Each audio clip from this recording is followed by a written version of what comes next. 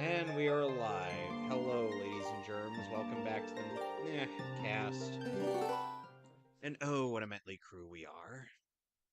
Yeah, I know, I'm starting early. I'm starting without Alex.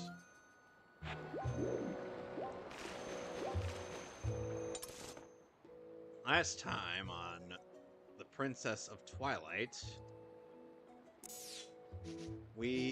he acquired the Zora Tunic, which lets us breathe underwater. This time, we're going to Lakebed Temple, but first, some side quests. Wait, I don't need that. Epauna's right there.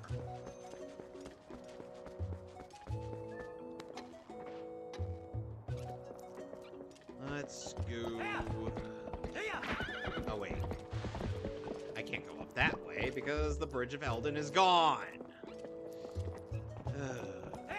In my memory.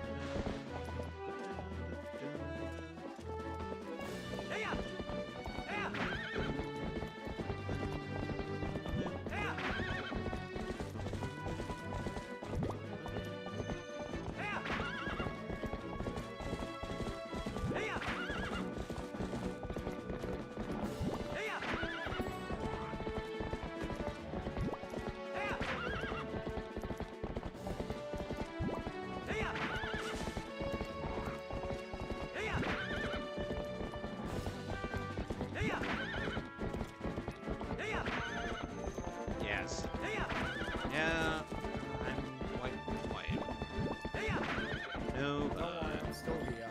okay, good. So yeah, I was saying last time on Twilight Princess, we got to the Zora Tunic, and now we are headed to the Lakebed Temple, but first, we gotta make some stops. Because now we have access to Zora's domain, and we gotta go up there. Because now, and unfortunately, because the Bridge of Eldin is out, we gotta take the quote-unquote scenic route.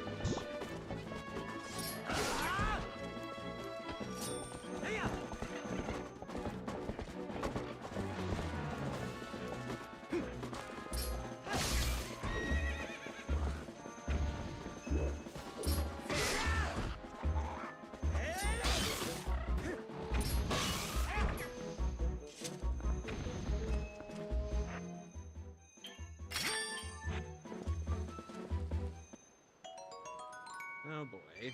More rupees.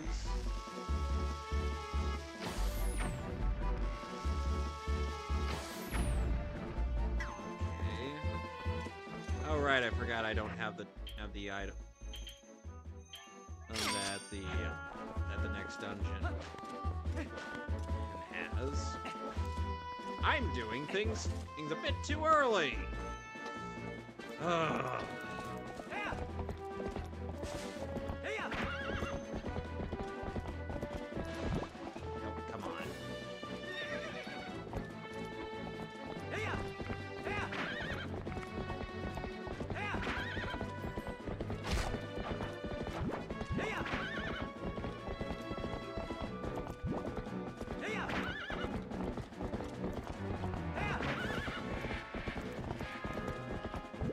You know, Damon, and there was once a time when I was more of a gigantic dumbass when it came to this game. It was because of the fact that I didn't know where the piece for the Bridge of Eldin was, and that just made my life harder. Yeah. I know. I had to... So, imagine And me having to trek through all of this just to get somewhere. That would have taken a long time. I had to do that and trek multiple times. Ouch.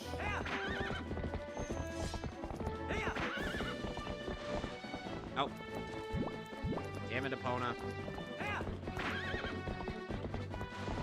Ow, come on. Come on.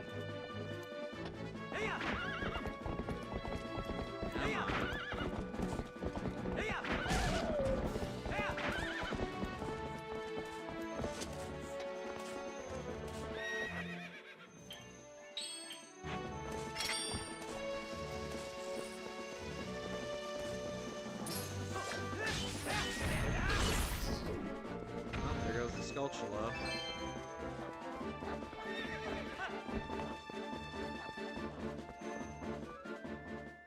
Now I go through this, because Epona can't access this area.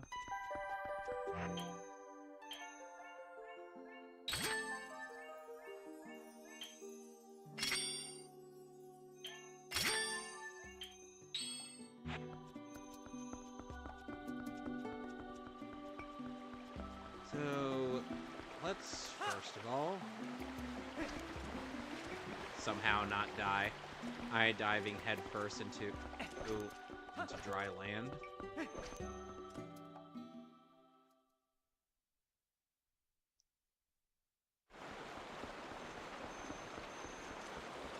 So let's see what's to do at the upper part of Zora's River.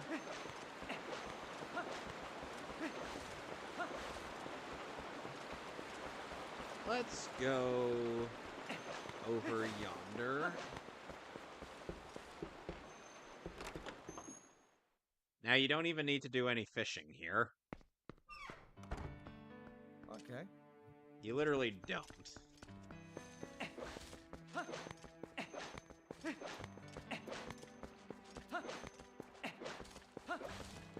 Let's see. There's that little bridge over there.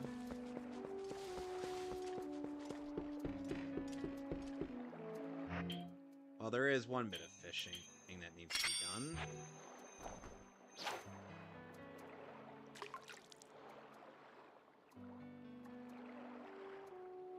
Not for any of you.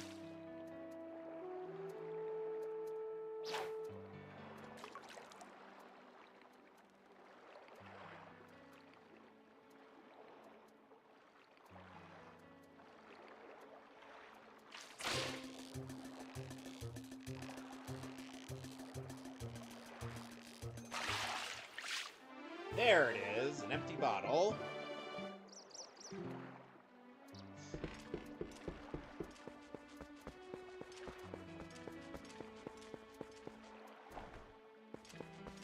You remember that glitch that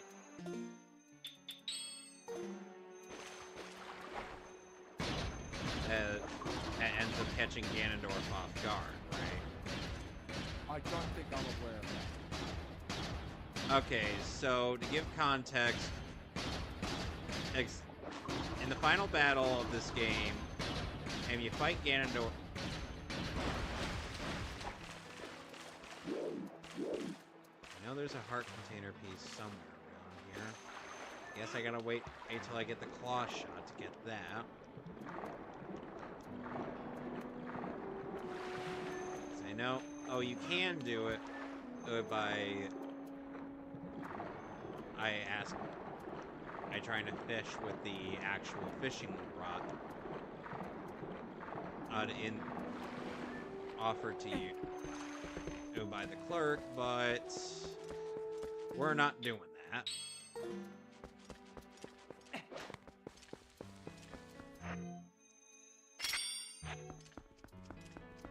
Let's go through this store.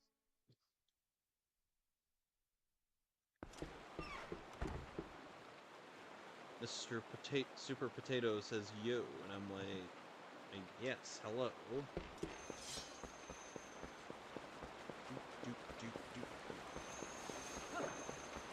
Hello, lady. Hmm? Okay, then. How random! I can't seem to leave. Whatever shall I do?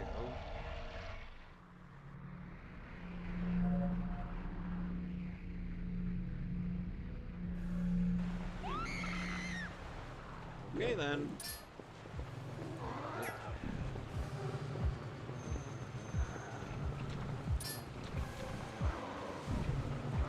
Come on.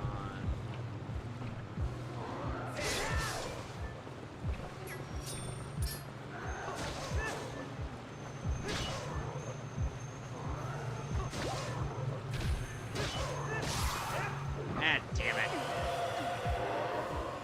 Okay, I'll kill you first.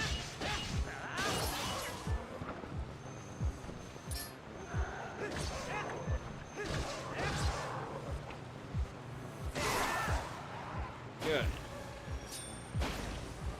You killed me! Did you ever see that one spoof of Zelda CDI remastered? No, I haven't. Let's just say, hey, it's interesting. So this lady with a very interesting cleavage window is going to tell us to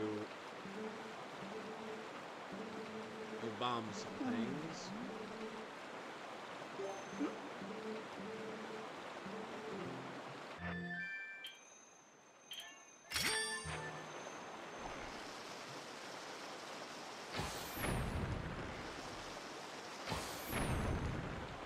Alright. Yay!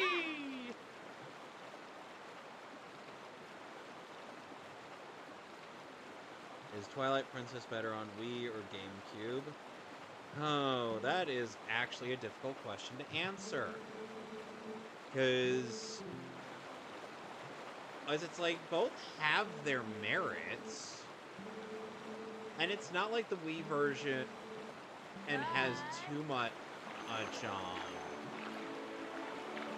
oversaturation with the motion controls.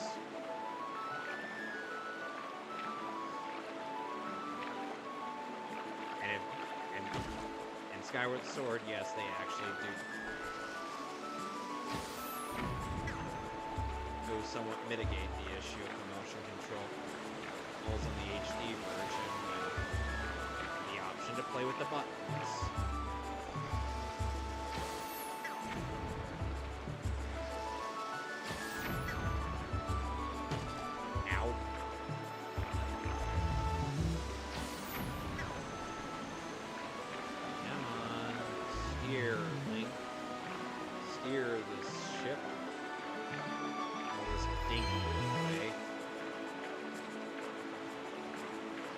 So either version is good. It's just ultimately, do you prefer doing things with the motion control, with somewhat motion controls, or do you prefer doing them with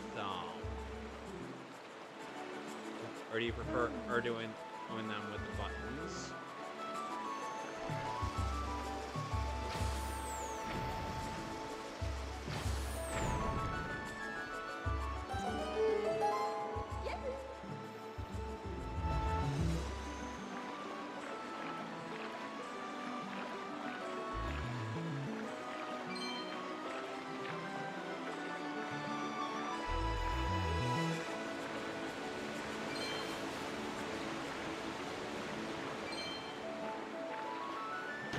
Ow. Come on.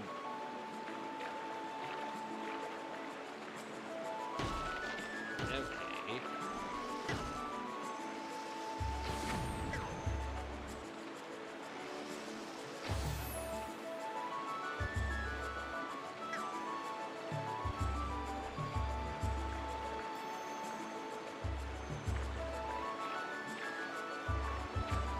You know, Damon, thankfully there is a shortcut between here and Kakariko Village.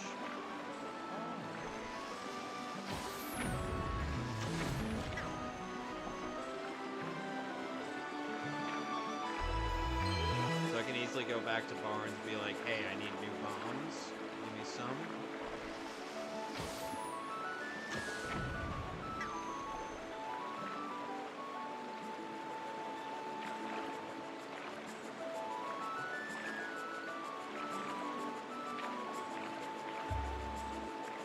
there's a reward for going all the way back up to the Upper Zora's River and then doing this again,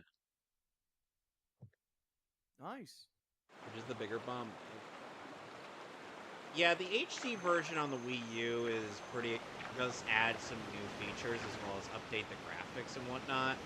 But there are parts of the game that I feel like were better without the upscaling.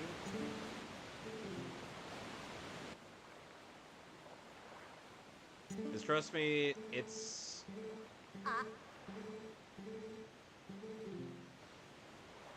not exactly pleasant. And at times, especially when the animation just stops at bits. Oh. Like right at the end credits, when Link is headed to Ordon, there's supposed to be a quote-unquote veil of fog that's supposed to prevent you from going any further. That's supposed to prevent you from seeing anything else.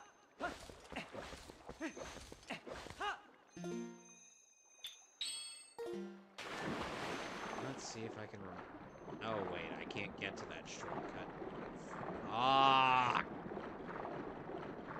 Guess what I gotta do now, Damon, because my dumbass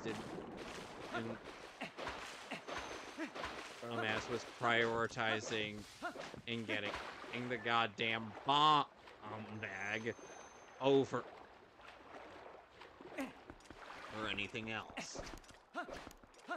I gotta go all the way back.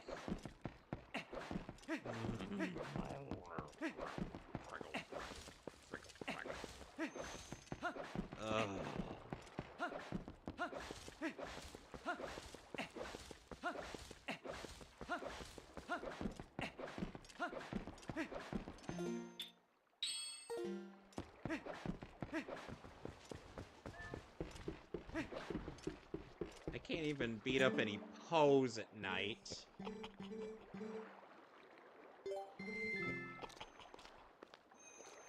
Just because I don't have...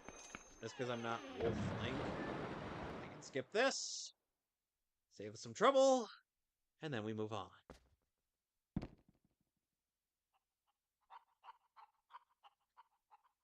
Okay.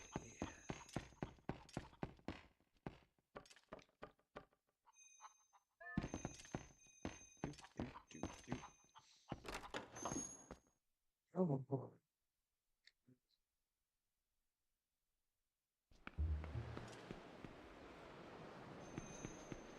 You know, I get that Hyrule Field is...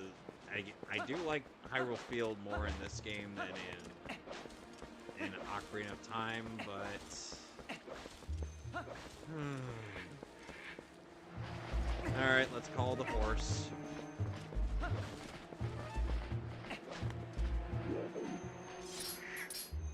Come on.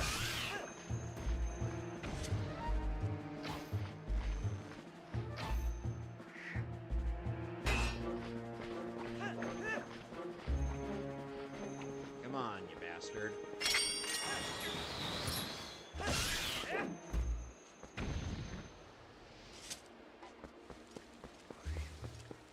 Oh good, it regrows.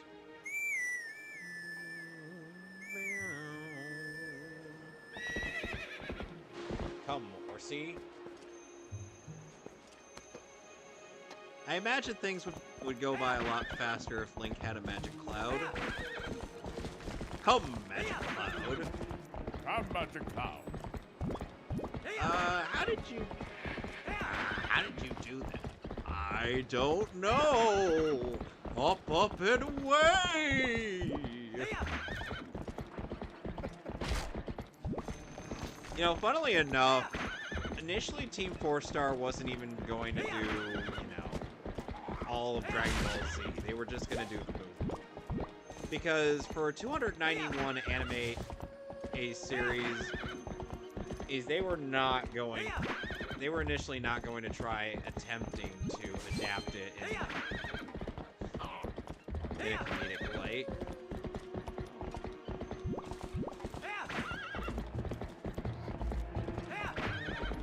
Because keep in mind, we went from We went straight from Dead Zone to... Ooh.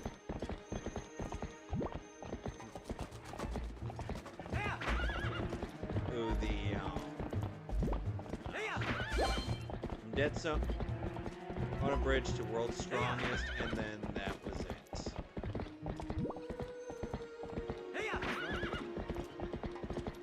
And unfortunately, because of circumstances beyond their control, the only release that they had easy access to edit any of this stuff was the orange brick.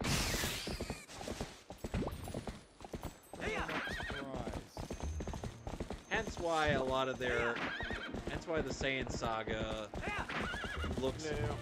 No. Oh, hi, Alex! We missed Alex. you! Oh yeah, I've been hard at work. I know. I'm not getting on you for that. I'm just... It's just a natural reaction of mine, so apologies. Oh yeah, no. I'm aware. Anyway, I did say that I was started. No, yeah, I got you. That's perfectly fine. Because at the very least, I would have Damon keep you company while waiting for you.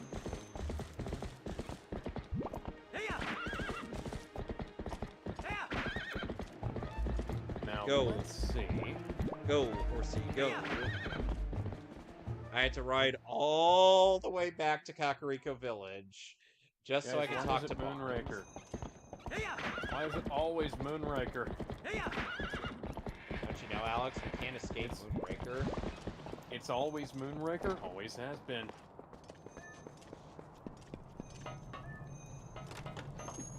So, Barnes here can buy bombs off of us so we can empty one of our bomb bags. Hi.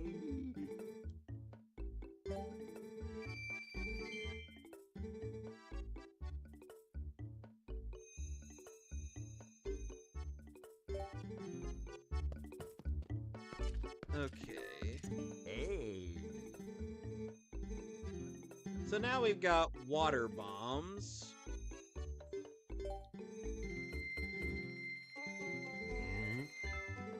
Episode 103. So what are you playing this time, Alex? Well, I am back with some Starstruck Vagabonds. So are you on Twitch or YouTube? Are you on YouTube? I'm on my channel. I'm on my channel. Okay, so I'll be on Twitch and YouTube.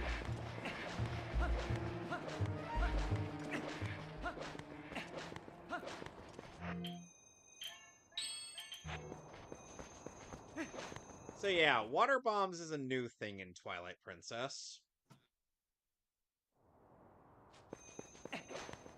Because normally,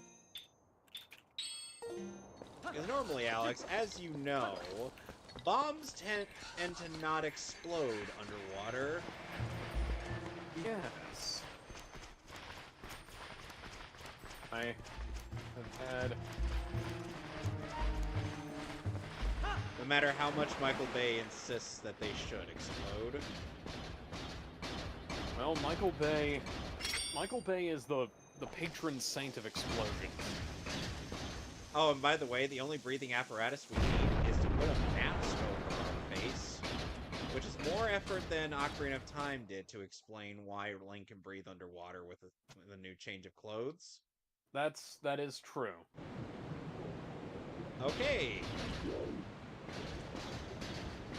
We're back at Lake Hylia. With open bar? Yes. But now we gotta go all the way back to Zora's Domain, because, if you recall, there was a rock in that area that needs to be bombed. A rock that we use to make Lake Hylia full of water again.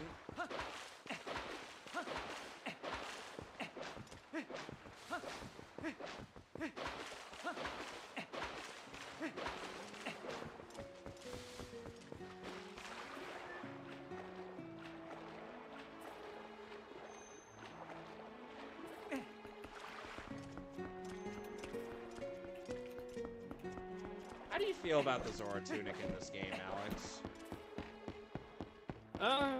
It's alright.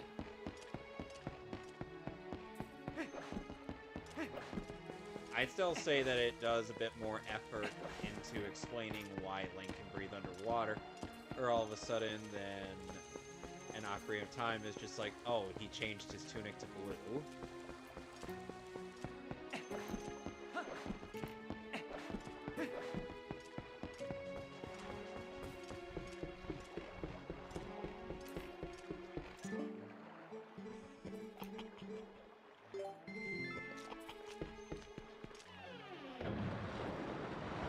You know, I swear when we get the fast travel system going after this dungeon, we're gonna be able to do a lot more. Metal Gear Solid? No, we're fucking not. Yeah, guess what? I'm still baffled at the fact that I somehow won that race. Yeah, I don't... Like I said, neither of us get to be particularly... Fuck up, YouTube. Neither of us get to be particularly triumphant about that, considering the circumstances of that. Yeah. Like, if I'd won, and it would have been down to sheer luck, and if you'd won, it would have been down to... And since, like, it was sheer luck for you, and sheer luck that Gizmo didn't even finish the damn game. I would have said that it was... Never... Why do you do realize, Alex, that for me it was just like, oh, since you're at that point in the game already, you might as well finish it. Yeah, because I'm never going to catch up. I mean, I was hoping that you'd catch up, but, yeah. Like, I ended up being a total pessimist at that point. Okay, so now I'm going to go ahead and get the game pulled up now that YouTube is cooperating with me. Stupid, sexy Flanders. Stupid, sexy... I'm not playing Left 4 Dead. No, that's when you're with Wellister. Yeah. You know? Yeah, and unfortunately... And no, we're also not watching Batman the Anime... No, we're not doing Mood... Jesus Christ. I'm just gonna move on. I'm not gonna talk about this anymore. I'm just gonna keep playing. This is why I keep creating new broadcasts. I have a new broadcast. For some reason, it's always default. I deleted the Moonraker template, and it came back. Alright, let's go back into Zora's domain. If we can get up there. If I can't, then I guess we gotta go to the lake bed.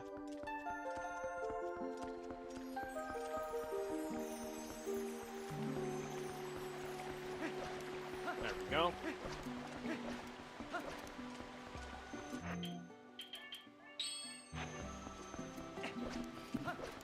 So...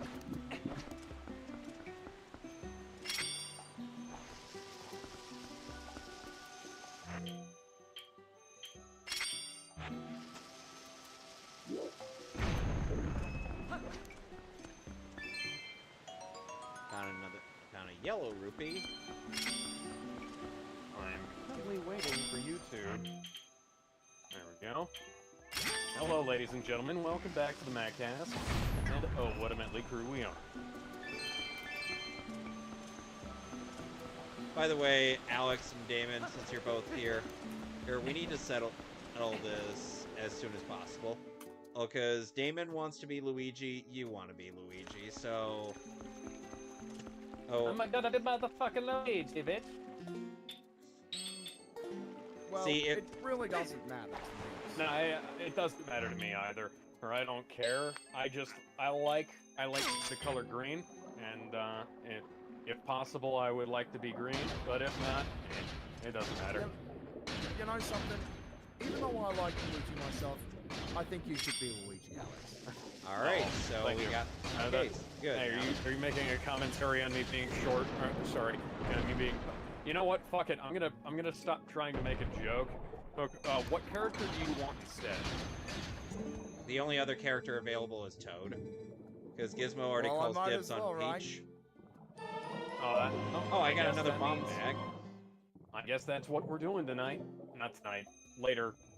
Fucking sex a couple- bots are following me on Twitter. Motion artist and NFT designer. Yeah, I fucking bet with that stupid fucking AI-generated profile picture you got. Oh God damn. god, it's one of those accounts, isn't it? Uh-huh. There's Do a I lot need of them. to be an artist or some shit? It's a trap. It's a trap. It's got a penis. No, I don't necessarily believe that it's even human. I believe that this is a computer that somebody forgot to turn off one night. Okay, in case you're wondering... Stream finished. Stream finished. What? Well, YouTube, what's going on over there? Hang on. Technical difficulties, ladies and gentlemen. Let me figure out what the fuck is up. It wouldn't be a Mehcast if there wasn't any technical difficulties, and for once, it's not my fault. That's... yeah. Okay, so... stopping stream. Shit ton of drop frames. Hang on.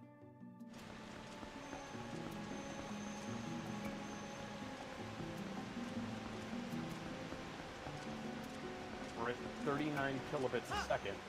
Whee! That's not good. Whee! Sorry, I couldn't resist. Uh-huh.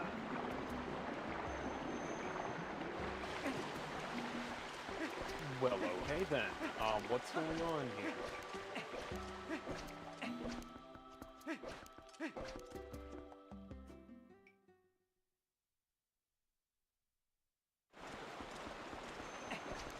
Okay, so now we're going to restart the stream and see if that helps. Currently running at 115 kilobits a second. That's not good. Why is my bitrate this low? My bitrate is red on Discord too. What? Okay, guys.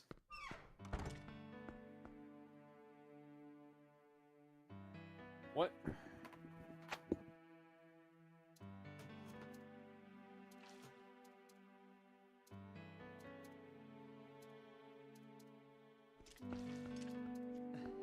Are you still streaming on Twitch or no? I am not streaming at all, apparently. Weird. I'm transmitting 0 kilobits a second, and I've dropped 65% of my frames. That is very weird. Speedtest.net, save my ass.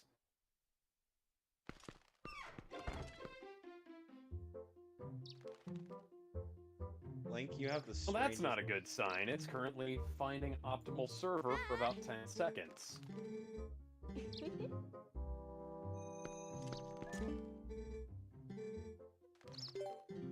Okay. Okay.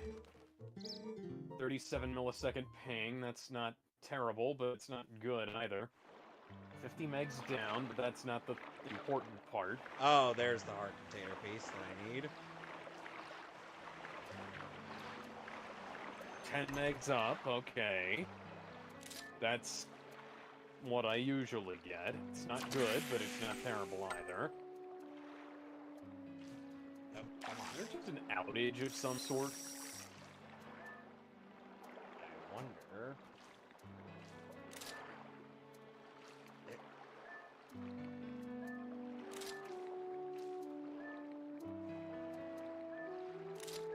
Okay, I'm logging into Restream now to see if that's having Come any on. issues. Game, stop fucking with me. Okay. Streaming to Twitch, streaming to YouTube, allegedly. Twitch says we're offline.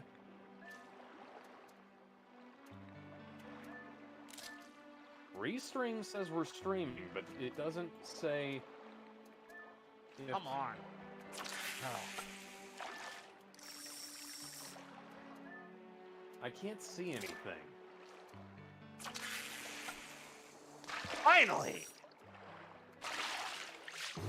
Duration 30 seconds. That's not good.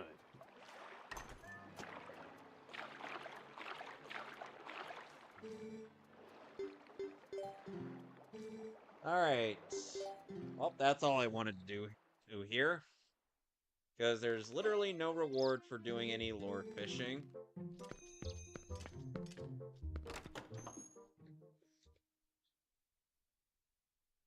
So yeah, all that just for a piece of heart.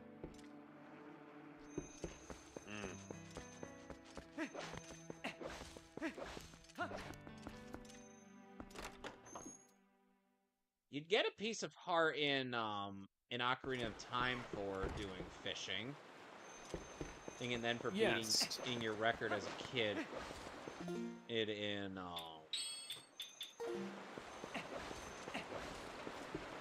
the adult variant. Alright. Let's do this game. 8.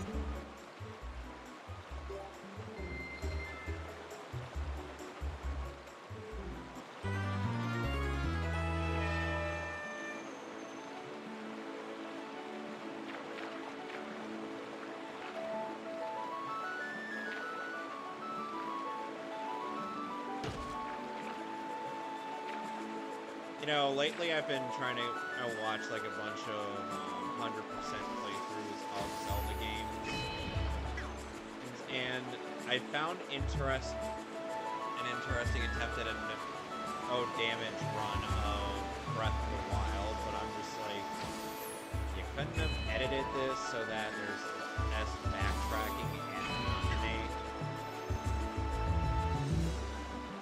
because I get being thorough in that game. I really do.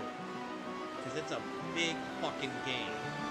But can't you just do what some other Let's Players like Hollow does and, you know, cut down on the backtracking? Well, when I did a near 100% Let's Play of Leisure Suit Larry 1, I sped up all the repetitive segments. Yeah. It's like maybe this would be good for when people are actually doing their own playthrough of Breath of the Wild, but this is not good for just, you know, sitting down on your computer and watching as compared to other playthroughs. Because Hollow's Skyward Sword playthrough was really good, and it was also full of lemony narration, you know? Okay, so I had it, apparently I was set to Dallas, Texas, which is not a good thing to have right now. Because the Dallas server is probably getting rained on right now. So we're going to try some motherfuckers. Karate, I'll kick your ass from here to Tiananmen Square. Oh yeah, motherfucker, I'm gonna kick your fucking derriere, yeah. You broke the rules, now I pull out all your pubic hair. You motherfucker. That is actually how the song goes. I wish I was making that up. Okay, so I'm gonna try the Chicago server, and I'm going to see if that works any better than the Dallas one. Why don't you have it at your home state server? Because my home state server does not exist.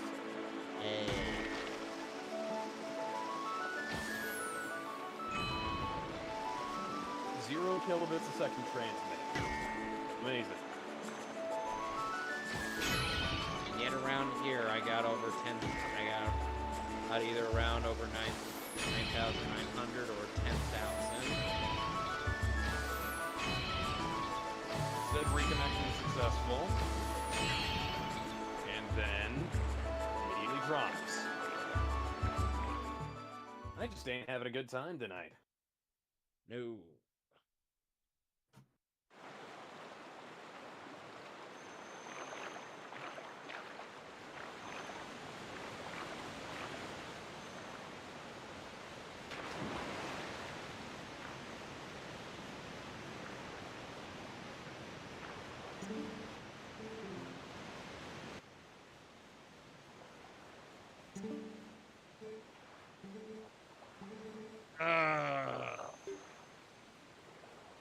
No, I don't feel like going again because the reward is just a bigger bomb bag. I already got like 3. Alright, let's go to Lakebed. I've been putting this off long enough.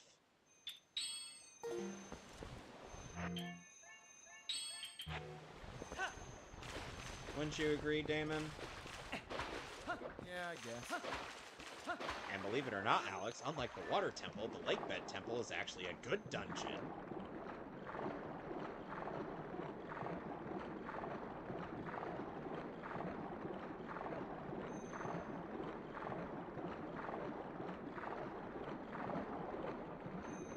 Okay, so I do have to mash the A button.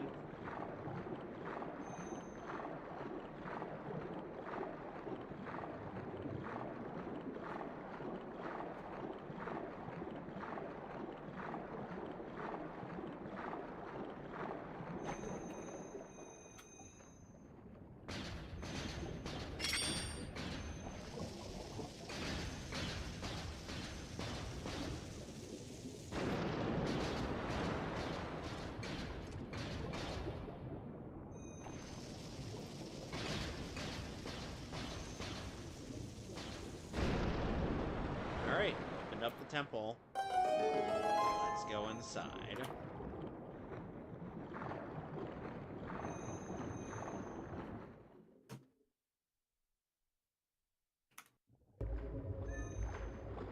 Welcome to the Lakebed Temple with open bar.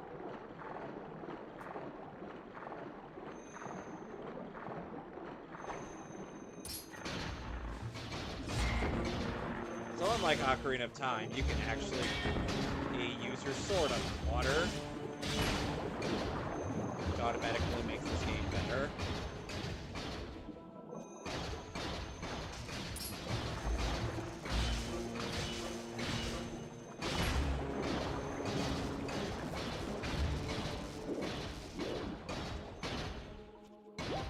Currently attempting to sign into YouTube directly.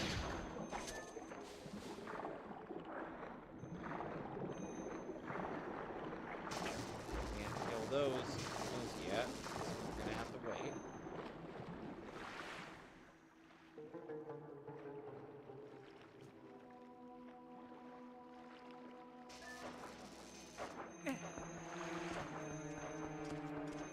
So we've got an interesting mixture of chew jellies here, which will give you potions depending on which one you strike.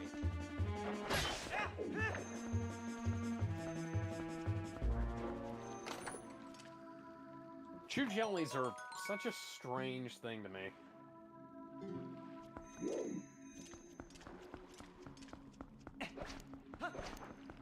And don't worry, when I get to doing material grinding for Skyward Sword, I'm gonna not attempt to show that before stream. Because I'd rather have all my things before I do something in recording, and then just, you know, not have all that. Then it just be a boring slog.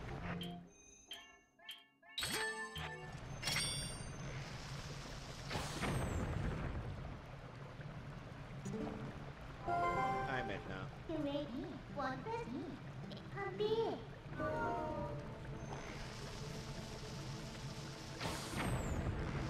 You know, it's interesting how even though Link is only has a third of the Triforce, because of Skyward Sword, or the Spirit of the Hero could essentially have the qualities to wield all 3 variants. Know what I mean? Yeah.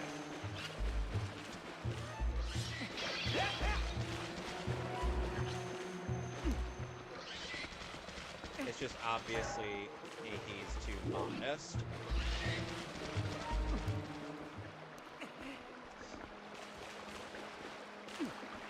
And you guys do know about how the manga version of this Link's story, right?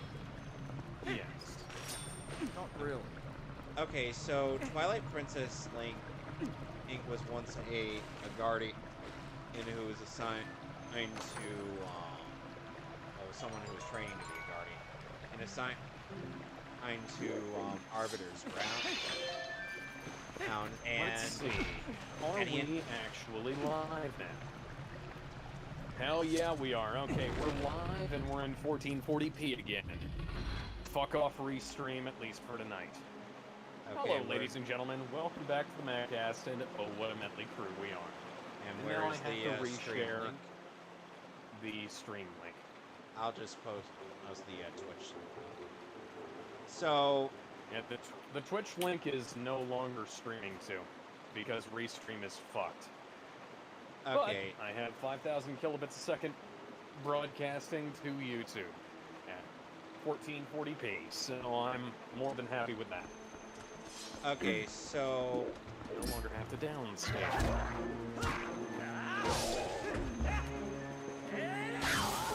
hi, Lizzo Foes.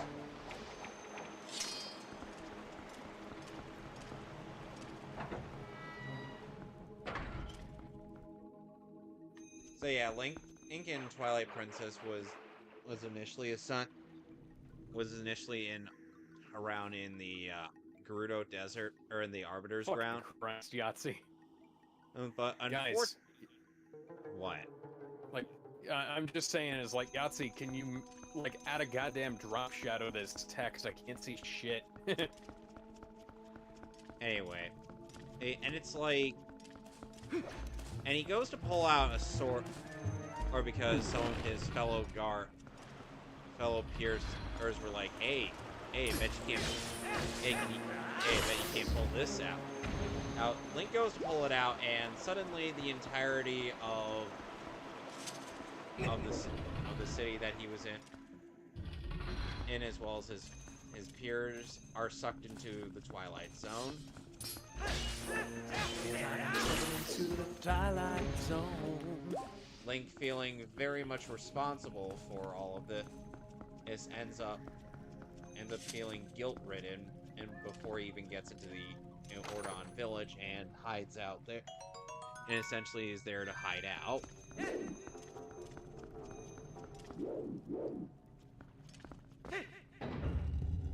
So in essence, that version of Link ends up with a far worse start than most variants of the hero.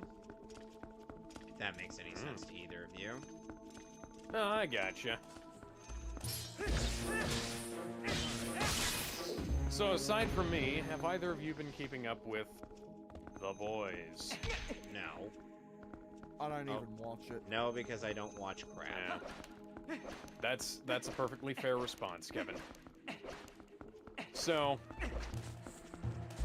new episode of The Boys, and, you know, it's heartening to see even the people who were shilling for the show for the last, like, however many episodes have turned against it. Because, you know, some things are beyond the pale, and Eric Kripke making fun of sexual assault is kind of on that, god damn it, is kind of on that spectrum.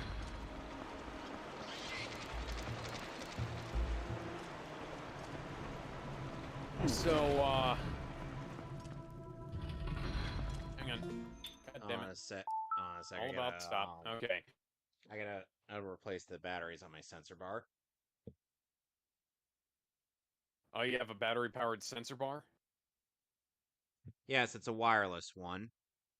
Okay. But we'll get into that. So, not only this episode features some of the most obvious plot twists of all time, and frankly, I was hoping that the writers were going to be a little more clever than they are, but you know, that they're. I should have known better than to expect that after, you know, the previous episodes and Gen V and some of the things that went on in Season 3, but frankly, so, turns out that in order to create that, you know, they had that super virus that attacks Compound V, right? And in order to make that strong enough to kill Homelander, it would be strong enough to create a global superhuman pandemic that would kill every single person who's had Compound V administered to them in the entire world. And via this information, it is revealed to us that Joe, Jeffrey Dean Morgan's character, is in fact Tyler Durden. By which I mean he isn't real and hasn't been this entire time. And they complete with the Fight Club style montage of showing us Billy not interacting with people, and in fact interacting with absolutely nobody at all in places where he thought he was talking to Joe, which is interesting because at this point I would have sworn that Joe had interacted, because somebody posted about this on Twitter, right? And so I was thinking, I kind of hope that's not the case, because that would be really obvious, and since Fight Club is one of the most popular movies, I wouldn't say most popular movies of all time, but it is possibly one of the most famous films of all time. One of the most quoted, and for sure. Definitely one of the most quoted, and certainly one of my very favorite films. Same here. Yeah, I would hope that there was something a little bit more to it, especially considering that we already saw Billy was having visions of Becca, who was also dead. I would have hoped that there was something else afoot, that maybe we had a different game, so to speak. But no, the game's afoot was exactly what it was always thought to be all along, and it's the show is now worse for it. Frankly, I am disappointed. But yes, your disappointment is immeasurable and your day is ruined. My disappointment was already immeasurable, and my day was not ruined by The Boys Season 4. It was ruined by some other things, namely the fact that I have been feeling kind of under the weather for the last week or so. But yeah, so that didn't make my Thursday night any better, so to speak. But yeah. So Billy has been hallucinating his dead friend for a while, and that, I kind of called it when I said that he was essentially acting like old Butcher, whereas the Butcher that we have now is almost a completely different character and whatnot. Other people have been complaining that Butcher and Huey, their relationship is one of the best parts of the show, and the fact that they have essentially been not connected whatsoever is monumentally dumb. Then, of course, we get to the pièce de résistance of the episode, where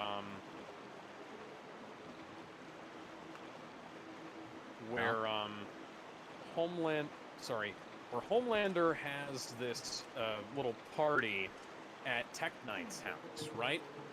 And Tech Knight is now a racist, and also like a really weird pastiche of David Carradine, and also the guy, fucking Eric Kripke, doesn't know what Eric Kripke doesn't understand Batman, I have to say. Because he says, is like, oh, we're like critiquing Batman's fascist underpinnings. Have you forgotten? Oh, fuck off with that. Yeah, have you forgotten that the Gotham City police department is incredibly, and I mean fucking incredibly corrupt? Because it is. Like, it just fucking is. like, watch fucking Batman Begins. Watch, like, Batman, and watch a fucking Batman movie. Jesus Christ, guys.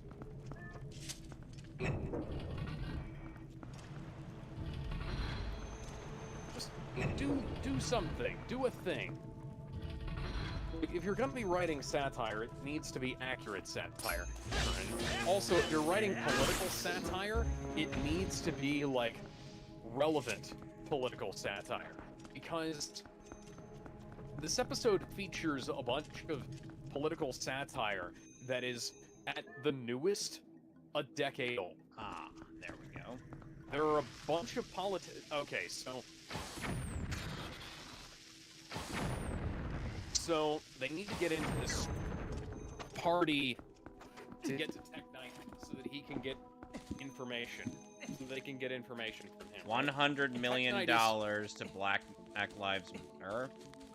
Yeah, so I would be remiss if I did not point out that Black Lives Matter would be cozy with Tech Knight, considering they are also millionaire scam artists grifting people out of their money. Yep. Exactly. Yeah. Frankly, it doesn't matter what political spectrum you're on, because that's just objectively true. Alright, open that pathway. But they also gave Tech Knight these really weird powers that essentially make him into a pastiche of Batman, completely forgetting that Black Noir is supposed to be Batman in this show. Well, like, you know, he's supposed to be evil Batman, but he is the Batman pastiche. Like, the whole thing kind of centers around, like, the impact that, like, darker anti-heroes have on like the purity of characters like Superman and things like that, and how comics like Superman and Earth's End and whatnot tried to make Superman into this edgy character when that's really not what he is supposed to be at all. And yet people say Zack Snyder made him dark and edgy. No, the 90s. The 90s very much did that. And gave him that own. mullet that my mom would be like, nope, we're cutting that off. Now one of the God damn it. And trust me, she knows what she's talking about.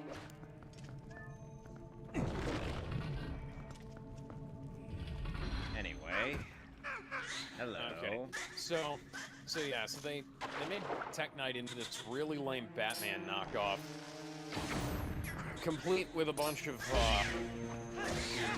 thank you, Ben. I'm trying to fix the ship. Right. And Tech Knight is a pervert in the comics, but he's not like. He has a brain tumor that's kind of causing it, and he winds up being like one of the more competent hero characters and whatnot. He's super characters, and Tech Knight doesn't even wear the goddamn suit that is the reason he's called Tech Knight in this show. So, what's even the point? Well, yeah, like, why call him Tech Knight? Why don't you just call him, like, Psychic Man or something like that? Because you wanted to use a recognizable name from the comics? We're turning into the MCU at this point. We're turning into James Gunn's DC universe, where we've just got these names that we could just use whenever we want. Yeah, we've got names that were just... you created new characters for this season. Firecracker and Sister Sage are new characters. Why didn't you just create a new character? That aside, Okay, so there is some interesting stuff going on. There's also some really stupid things going on, such as when Starlight so they send Key undercover as fake Spider-Man, whose name is Webweaver, to go, infiltrate Tech Knight's party that he's having, and it's described as an alt-right party, and yet the party the people at the party are spouting like rhetoric that was mainstream Republicans, stuff that mainstream Republicans said, and stuff that Democrats have said, like fuck, Victoria Newman gives this giant speech at the end of the party where she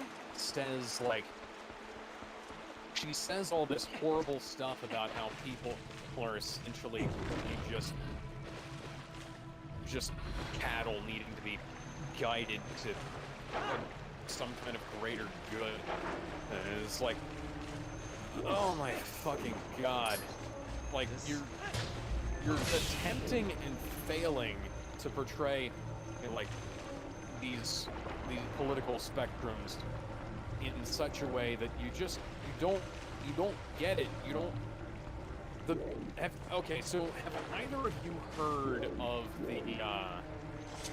the quote unquote legitimate rape quote from I forgot I didn't have it on Nearest device. Do I have it on Nearest? I don't have it. I just wasted a bunch of goddamn fuel. Well, it's a good thing I've got some. Glad to hear it. Well, anyways, so about 12, 13 years ago now, it was so long ago I had to look it up. This politician made this statement it was either a debate or like on an interview or something where he was being asked about abortion, right? And so he said, in the case of legitimate rape, the woman's body has a way of quote-unquote shutting that whole thing down, which is, you know, just it is an interesting perspective. That's not how human anatomy works, but you know, well, I'd love to hear more about your views on how, like, the human reproductive system works. But you know, let's just keep in mind for a second that was said in like 2011, 2010, I think. I looked it up and I can't remember, and I don't remember who it is. Like, the guy who said it died 3 years ago. And he said it 10 years before that. So, like, that should tell you how topically relevant that particular statement is, right? Like, if you're gonna pull out any kind of modern day political, if you're gonna make political commentary, right? Make fucking political commentary. Make and make it good. Make it well written. Make a like, you can do that. Like, Sonic the Hedgehog 2 had one of the funniest jokes I've ever seen in a movie. It was well timed. I was expecting it. Dr. Robotnik said there's good people on both sides, and it was funny because it was true. Yes. That's because you did some things, I did some things. There's good people on both sides. I love that joke. And even if Jim Carrey is mentally stuck in 2016, I mean, it was still actually well delivered because Jim Carrey knows how to make a good joke. Jim Carrey is a funny guy. And like, this is just something somebody says to Victoria Newman. I don't even know who the guy is. This character doesn't have a name. He's just an old dude who looks like a cross between Dick Cheney and Joe Biden. I don't get it. Like, there's all this shit going on in this season, and so Huey gets abducted by fake Spider-Man, right? Not fake Spider. I gotta get my shit cleared up here. So here's what they do.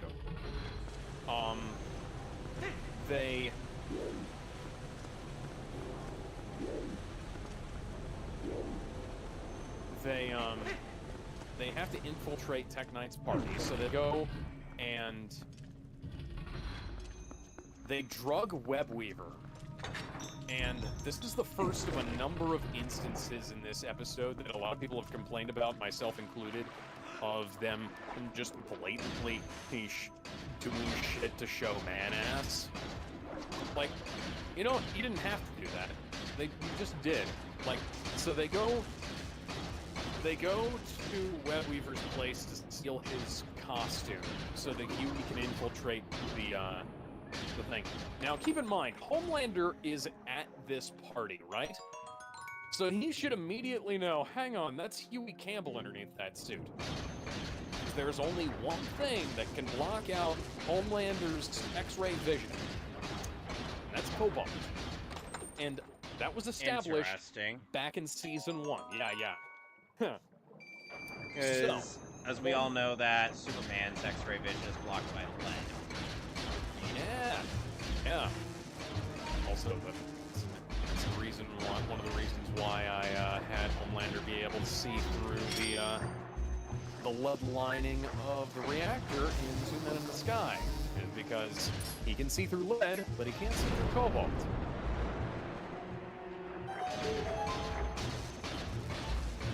But yeah,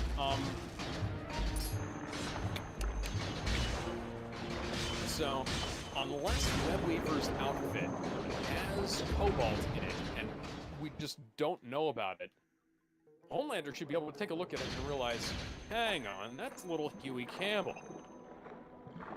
Granted, you know, Huey Campbell, of course, being 2-3 inches taller than him. The irony is not lost on me, but, you know. God, this boss. The one boss that Midna will not give you any hints as to how to beat because she is visibly disgusted by this thing.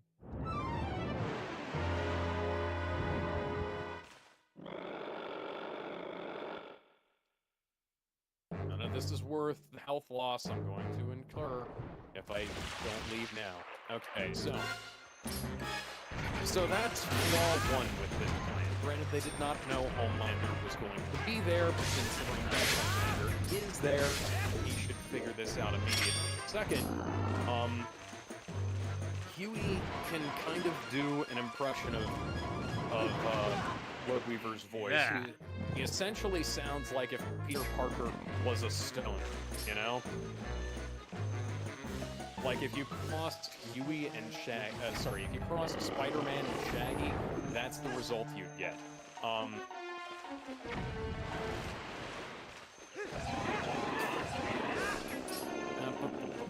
That is oh yeah. So they go to give they have to give Webweaver this knockout drug so that he'll let them use his costume without getting away, because he wasn't planning on going to the party at Tech Knight's house, I don't think. But why they couldn't have just asked him for the fucking costume, I don't know. But so Webweaver, he's not a normal Spider-Man knockoff where the web comes out of, like, his wrists or the back of his hands, you know? The web comes out of a hole above his butt. Which is a joke made by by Alpha in a Zero Punctuation video from, like, 15 years ago. So, congratulations. using bad political satire, you're also ripping off jokes that people that better comics than you have brought up, like, decade plus ago. I'd have to go back and look. I think it was in the Shattered Dimensions video. Spider-Man Shattered Dimensions video from back when we used to get, like, a Spider-Man game every couple of years rather than... And they were all, like, mediocre to decent, as opposed to just being mediocre to bad. And we get them every, like, 5 or 6 years now. Yeah, I'm not bitter. So, Alex, next question. Before we go on, how do you feel about the claw shot? I like it. I wish it would have, Been in I more kind of wish it things? would have come around sooner and been around longer. Well, it did come back in Skyward Sword. Yes, it did. It was good. And I appreciated it there. The fact that you can get the dual claw shot in that game is fucking outstanding, because you can go... It basically means that you turn into Batman. Spider-Man in some instances. Well, Spider-Man in some instances, yes, but, you know, you get to hang on the wall and do the Batman thing. Mm-hmm. I'm mostly thinking of the Batman thing from, like, Dark Knight Returns and Batman Superman, where he hangs on he shoots up hangs on the wall, and shoots again. Which is probably something Webweaver does, considering he is a massive heroin addict. Yeah. So, Mother's Milk has to administer a, he has to put the heroin in cocktail up Webweaver's butt, but he sticks it in the web hole by accident, and there's no excuse for this. The web, like, even if you're not looking directly at it, like, you have OCD like he does, it's like, as somebody who has actual OCD, I can say, hey, like, in a situation like that, I'm gonna be uncomfortable, but I'm gonna be looking right at it, so I don't have to do it twice. You feel me? Yes.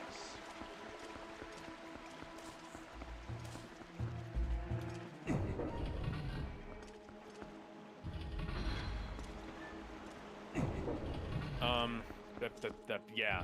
So, there's that. Yeah, they basically just do the thing so that they show Mother's Milk shoving the syringe full of Heroin. shit. Oh yeah, heroin and other stuff in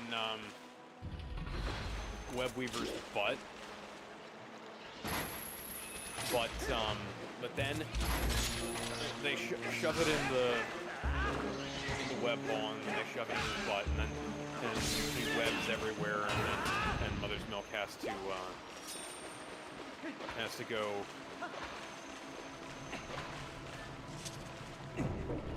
go take a shower, because he's never gonna feel clean again after that.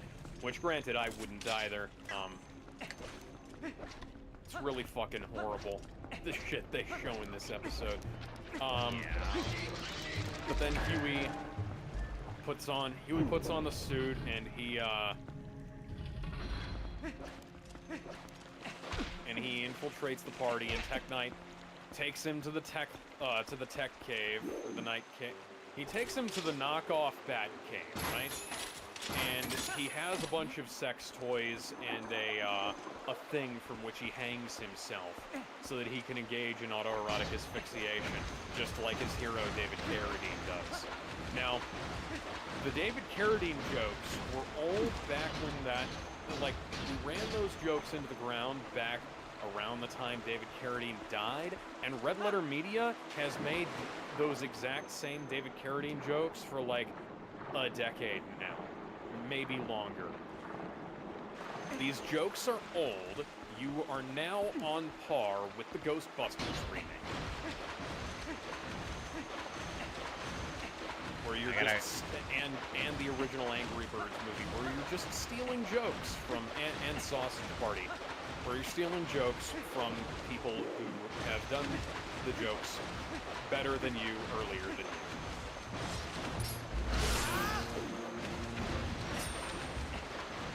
And they're not even as funny. I gotta go up this thing to get a treasure chest. Go, Link, go. Go, Link, go. And so, oh, there's also a cake farts joke in there as well. And guess what? Red Letter Media did that better too. They have, so Tech Knight takes him down. Tech Knight takes him down to the tech dungeon and makes him take off his pants and fart on a cake. That's fucking weird. Then he straps him to a sex swing or to a sex horse and has Ashley from Vought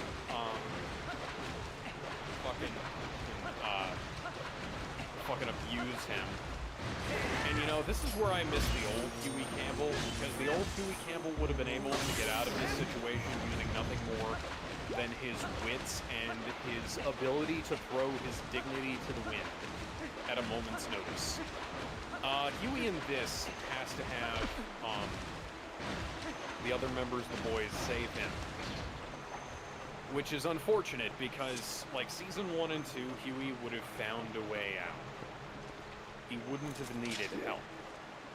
Look at the things he did to get out of the shit that he wound up in with fucking Ezekiel. Look at the stuff he did to get out of the fucking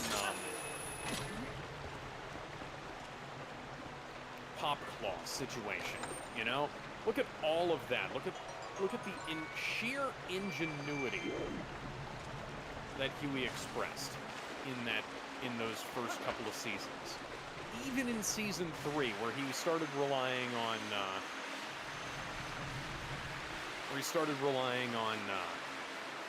the 10th V a lot.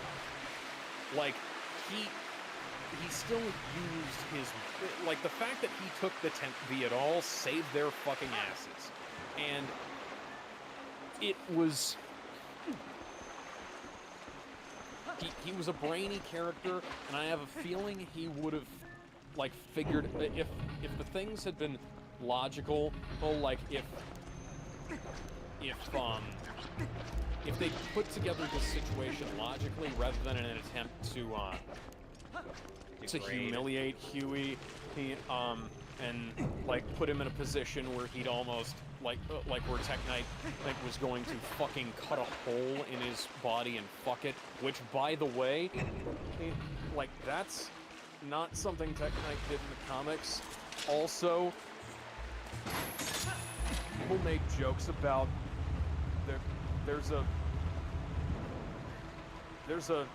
I'm trying to figure out how to describe this.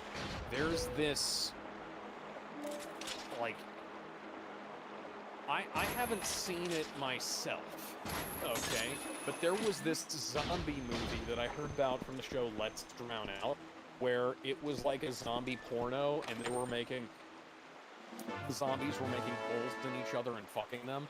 Like that. And the way Gabriel Morton described that video, in a second she was in his arms, shoe dangling from off of his leg. He crushed her protest with his web surrounding her in his passion. Oh my god. What? Oh my god, my fucking agent is, like, secretly a masochist. That's amazing. Oh my god.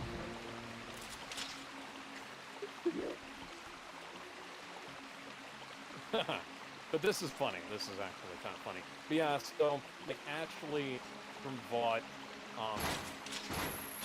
she, like, masturbates and wipes it on Huey's face, and stuff. Not his face, but, like, his suited face. And then Huey doesn't even get to fucking kill Tech Knight. Which is unfortunate, because, like, I would've... Tech Knight was written as his, as, like, his childhood hero, right? And... I did not press down! Like, if they should have made it so that Huey was the one to take him out.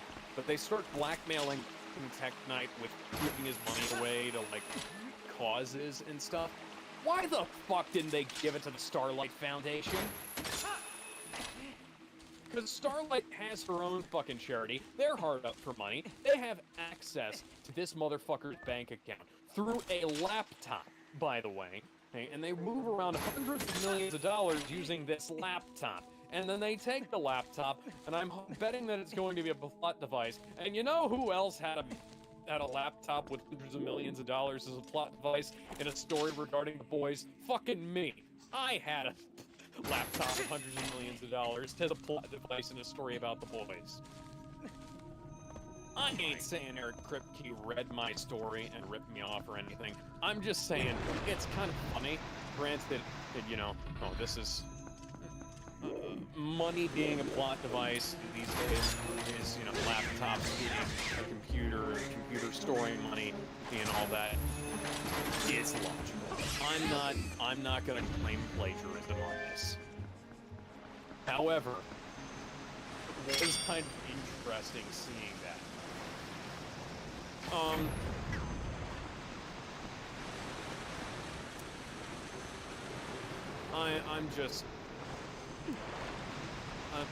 turning into a bitter old man about this show because it's not good. I'm wondering where they're going to take it.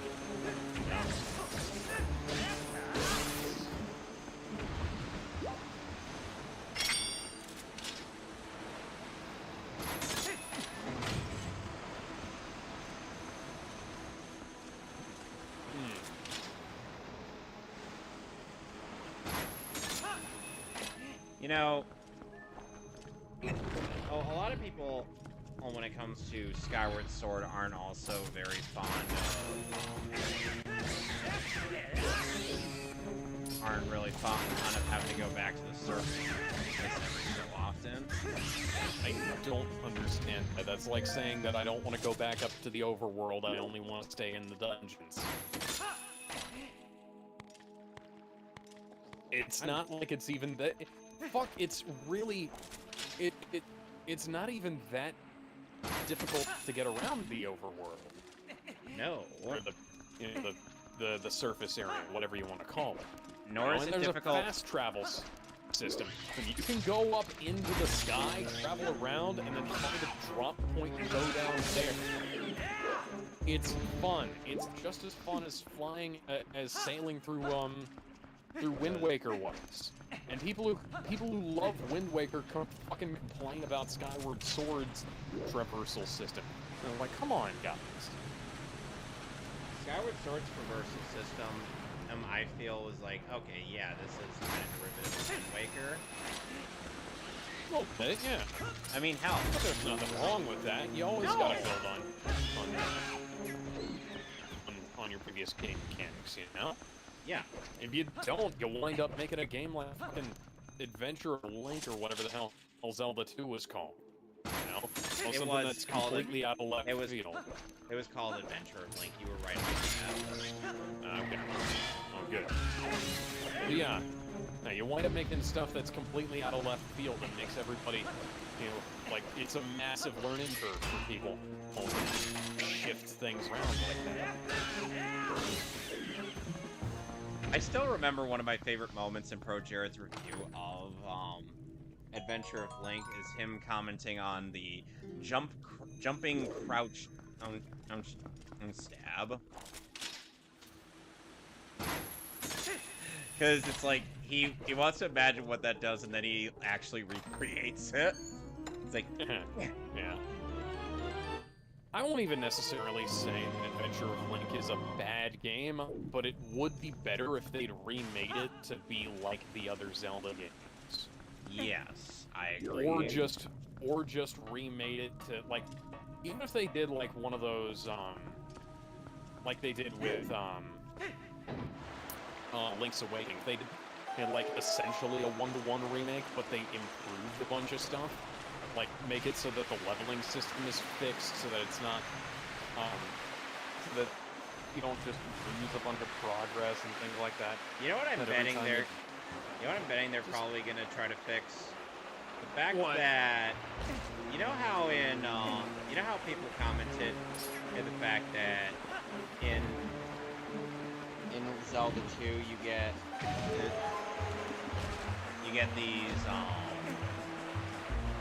these two lovely young ladies. You get this one lovely young lady who will heal you. Oh, and then you go into her home. Oh man, things happen. And then of course there's that old woman who will do the same thing. But for magic. No, Link is an equal opportunity guy. He is not going to he's not going to turn it. Yeah, he's not going to turn it down, no matter whether it comes from somebody his age or an old guy. Just as long as you bring the suck. You know, Screw Attack ended up making a bit where it's like top 10 quote-unquote horrors in gaming, and they say like Link is up there only because he was hanging out with his wang out. What?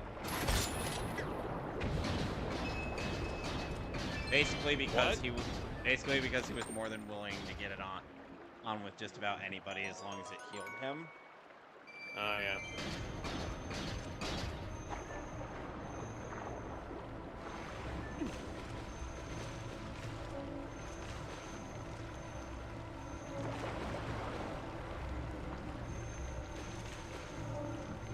Well, this looks like the only valuable thing here. I mean, there's raw fuel. Oh, there's raw fuel up there.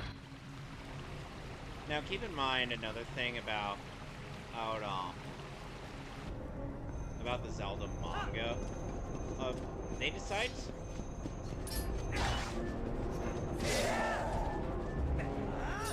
they end up deciding after Majora's Mask to adapt Link to the past.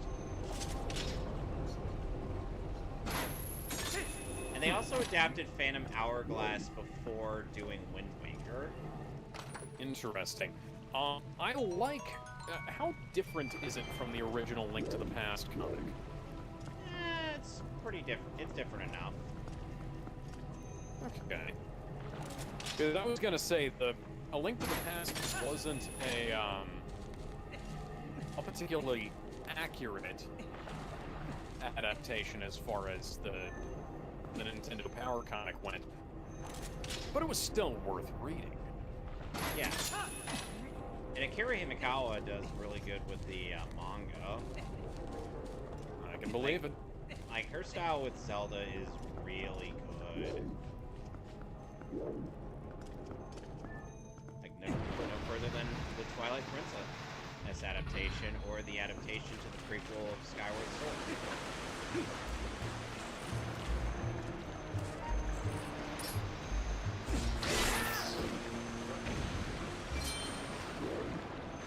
And it's like, because of that one absolute legend who basically, whose heroic deeds impressed the goddess, as he ended up starting the cycle of the hero and the goddess and whatnot. Because she was essentially because of your brave heroic deeds, I feel that I should become part of this mortal coil. Well, when you and he decides to reincarnate with him in a human form. Hence why Zelda's a thing. God damn it.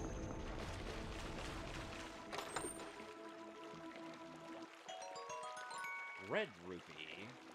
but it won't fit in your wallet, so let's put it back. God damn it, game. Got that. That. You know, one of my favorite jokes from the legacy of the Worthless from Rank 10 Yu-Gi-Oh! Was the part where, as he's describing the Nordic deck from 5D, the Nordic's archetype from 5Ds, he has to describe the one of the spell cards as American as humanly possible, which the spell card is as such. Godder Damarung.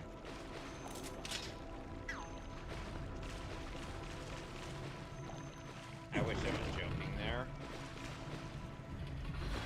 Okay. And people say I have a incredibly American voice. That's, Now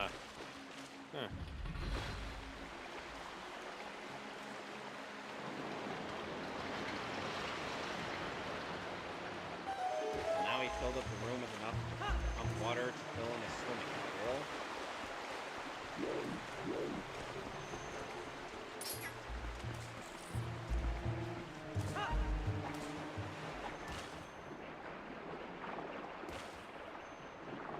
Yeah, it's just kind of lucky that the one bug Huey was able to plant before he got abducted by Tech Knight to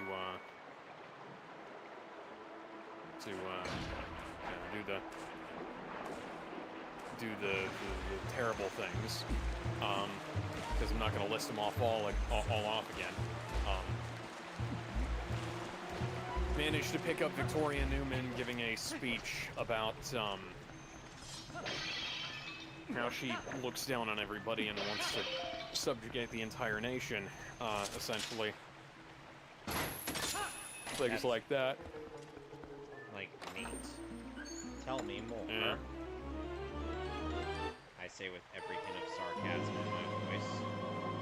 It's also fortunate that somehow Homelander didn't notice when Huey was getting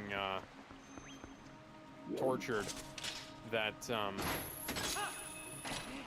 that it was his voice, and also noticed that when he was getting rescued, that Mother's Milk shot Sister Sage in the head, and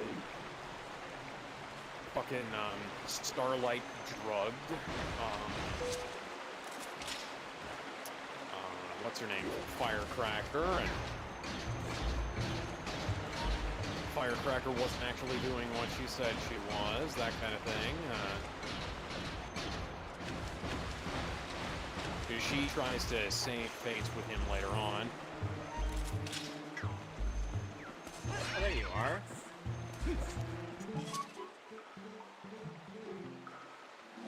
I don't know what it is with this episode, in fact this whole season, really, about them leaving off consequences until later rather than addressing things in the moment, you know?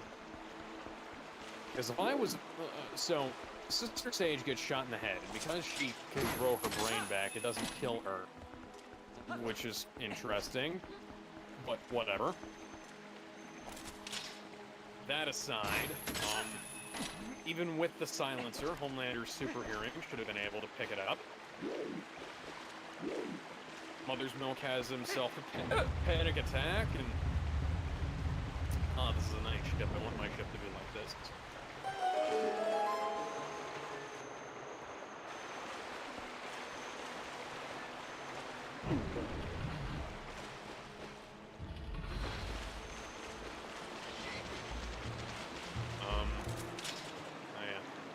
And, of all people, H-Train brings him to the hospital at, Kimiko's request.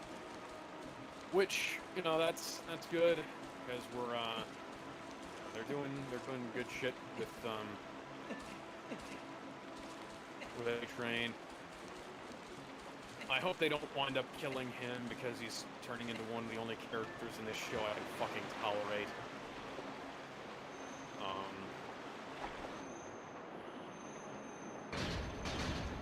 did not know Of this. course. I did not know you could traverse this section. Yeah, then at the very end, after all of this time, Huey, showing us Huey's ass, showing us Webweaver's ass, and all, showing Ashley wiping her fucking pussy juice all over Huey's face and shit. When Firecracker flashes her boobs at Homelander and shoots milk right into his mouth, we get a fucking nudity discretion shot so that the actress doesn't have to show her boobs. That's retarded. And I don't care if they got granted, you know, they would have had to use a prosthetic, and they probably used like a lookalike or something for or hell no, Jack Quaid's no stranger. Shown his butt in this show, so I guess it really doesn't matter, but it's fucking horse shit. Because like you subjected us to all this male nudity in this episode. It reminds me of fucking The Flash, you know, where we get a full-on shot of Ezra Miller's ass for like a big 360 shot where it's at the center of the frame. You can't ignore that, you know, that kind of thing. But when Supergirl is like in a thing that isn't bullet resistant and doesn't cover up fucking anything anyways, we don't get a shot of her. The actress isn't afraid to show her boobs. She's shown her fucking boobs online. Like she covered up her nipples and everything, but come the fuck on.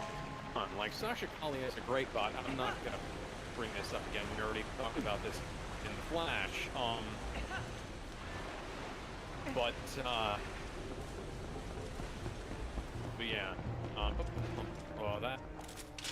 Yeah, so, somehow, Firecracker knows that Homelander likes breast milk.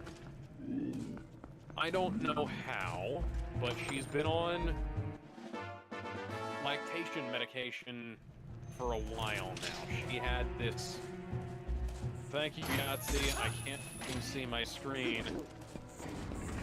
Make it maybe like semi-transparent or something. Anyways, so she like shoots milk into Homelander's mouth to get him to get off her case about stuff, and then starts breastfeeding him. And granted, it would have probably had to be a prosthetic if they'd shown her boobs so that they could do the milk shot, but come on, guys. If you're gonna subject us to this, let's at least be equal opportunity about it. Yeah. Like you used to be. Remember back in season 1 and 2, and even season 3, where we had a lot of nudity, and it wasn't like it was male and female, and we didn't see like a bunch of we didn't wind up seeing a just male nudity for like a big chunk of time. I don't get it. Neither do I. But that's essentially this episode in a nutshell. Starlight had an opportunity to kill somebody who is essentially her arch nemesis at this point and get away with it, and she didn't do it. Frankly, at this point, I would have snapped the bitch's neck just to have one less person. And like, if I'm part of the boys at this point, fuck her. Like, kill the bitch. It doesn't matter. She's like, we've killed Ezekiel. Ezekiel's fucking dead, you know? Well, he was probably more of a threat, you know, less of a threat ideologically, more of a threat in terms of his powers, because he's essentially a gay Christian Mr. Fantastic. And no, I'm not exaggerating when I say that, but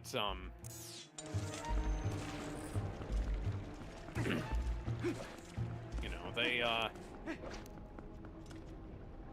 don't do sensible things in this show anymore. They just do things for shock value. And I'm so thankful that all the people who are saying, and you realize this is satire, right, are realizing the show's not funny.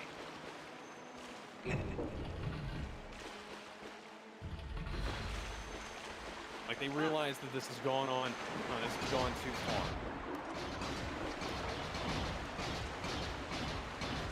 Well, it's not like Amazon Prime is going to cancel this.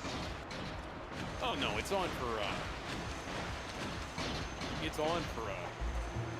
Another season.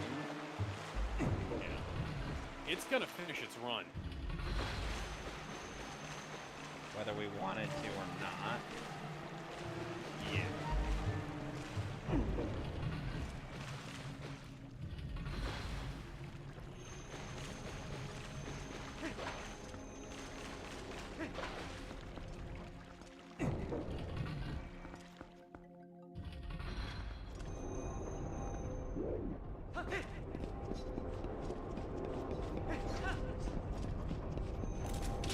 Yeah, the episode ends with Yui breaking down in Starlight's arms and her comforting him and him saying that he misses his dad and all that. Well, yeah. You know, it would have been more impactful if you hadn't waited to have this moment. Like, if it happened that night, the hideout, I believe it would have been better.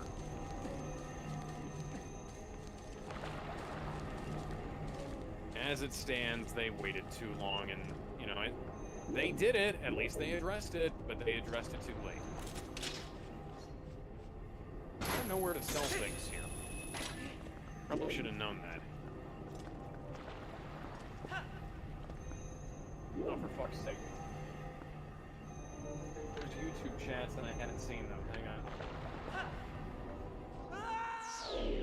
Damn it. Oh, goodness.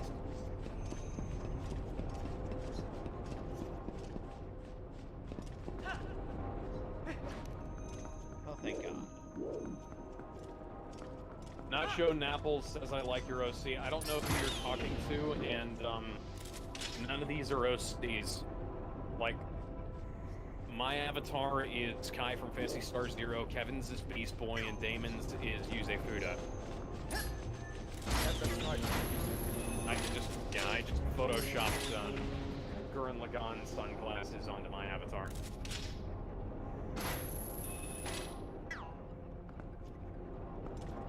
Yeah, so... Yeah, none of us are using original characters. So, Damon, what do you think of the claw shot?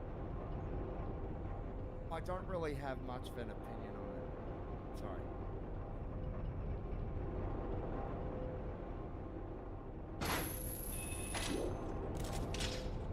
Now, usually we don't talk about the news anymore on these, but I do want to bring up something kind of hilarious. So,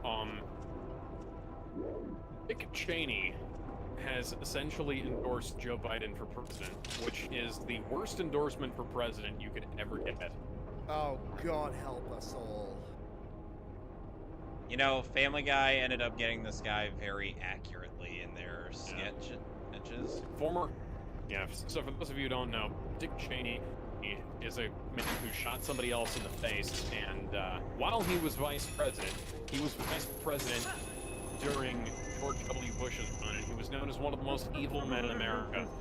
And him coming out, him speaking up against Donald Trump is probably the best endorsement Donald Trump has ever gotten in his entire political career.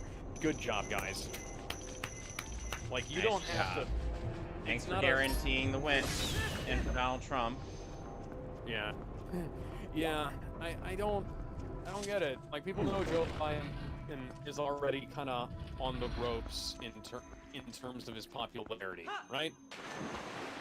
But they thought that it would be a good idea for him to for Dick Cheney, the most hated man in America, both while he was vice president and now. What is wrong with you guys? I mean, keep in mind, people in comics were actually considering voting for Sexy Lexi.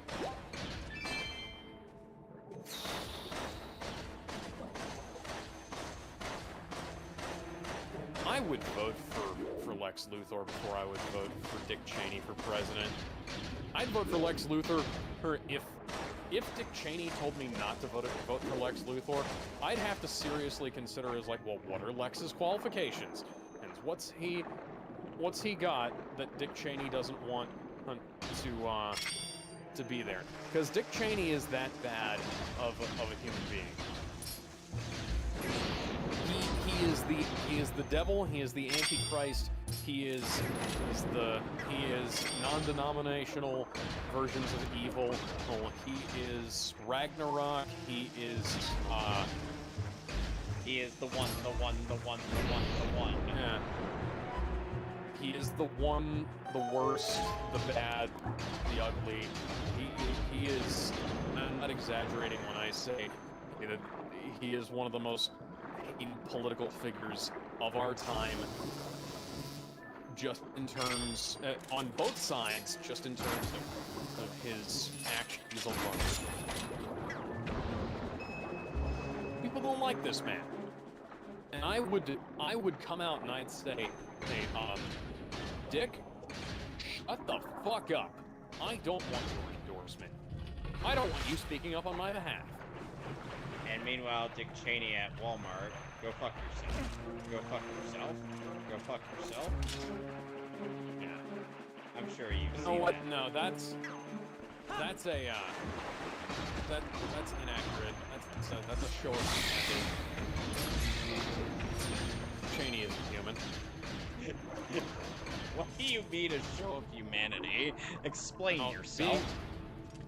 Being told to go fuck yourself is something that a human being would do to another human being.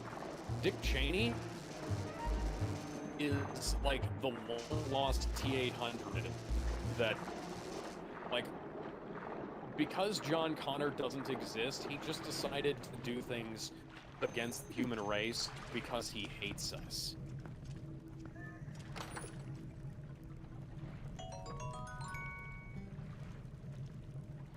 I see.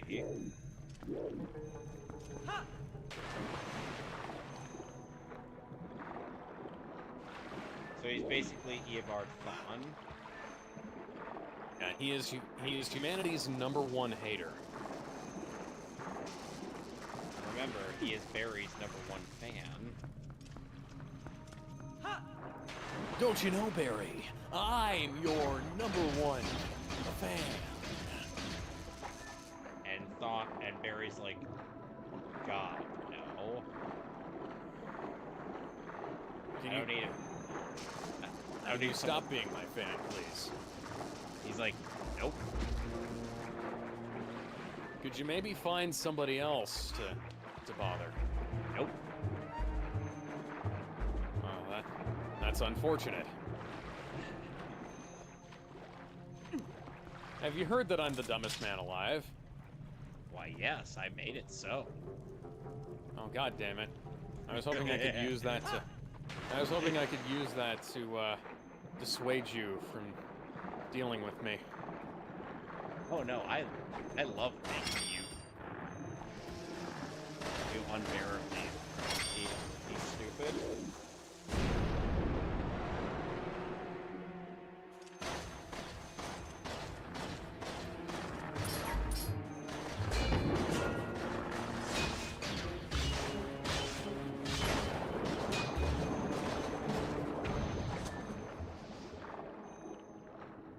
So who here has watched the trailer for Agatha all along? Nope.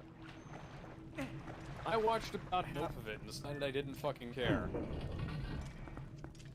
Sorry, Damon, what were you going to say?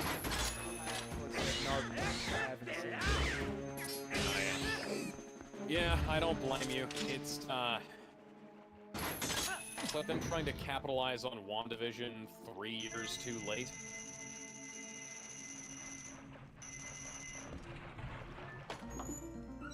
What's inside of this chest?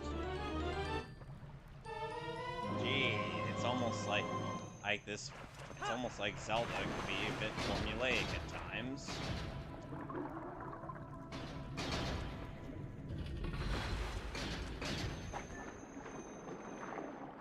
So, So now that we got the big key, we can go fight the boss and end this dungeon.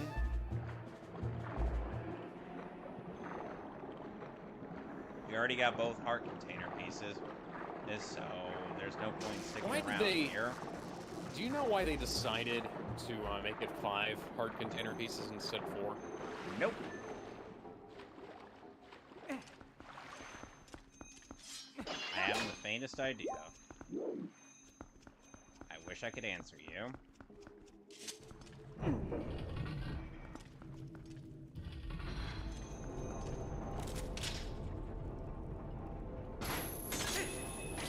I gotta kill 4 more zoobs.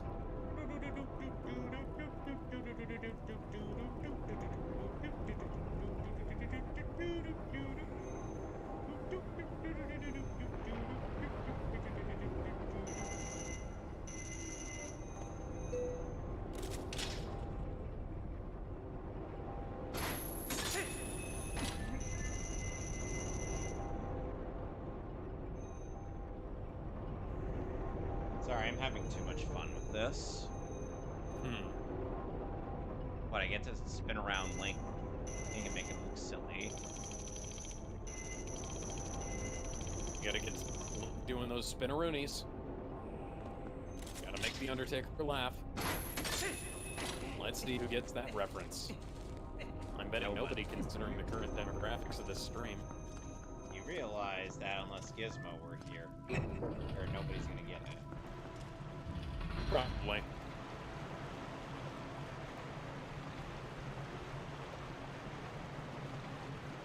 Raw fuel. There we go.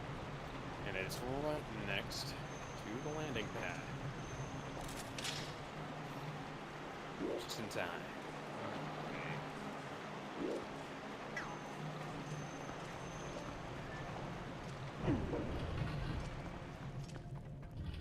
Oh, now I realize what I'm going to need to do, which is...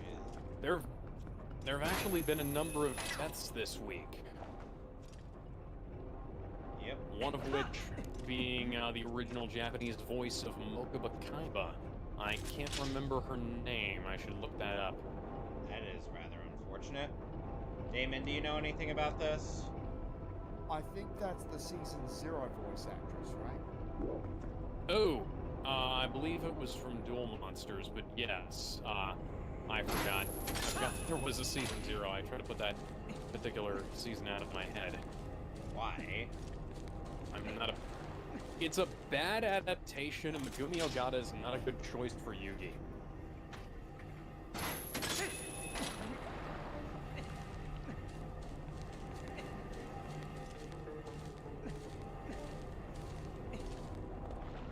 Like, the voice she uses for Yugi is the same voice she uses for Shinji, right? And then the voice she uses for Yami is the voice she uses for the Sailor Scout she voices.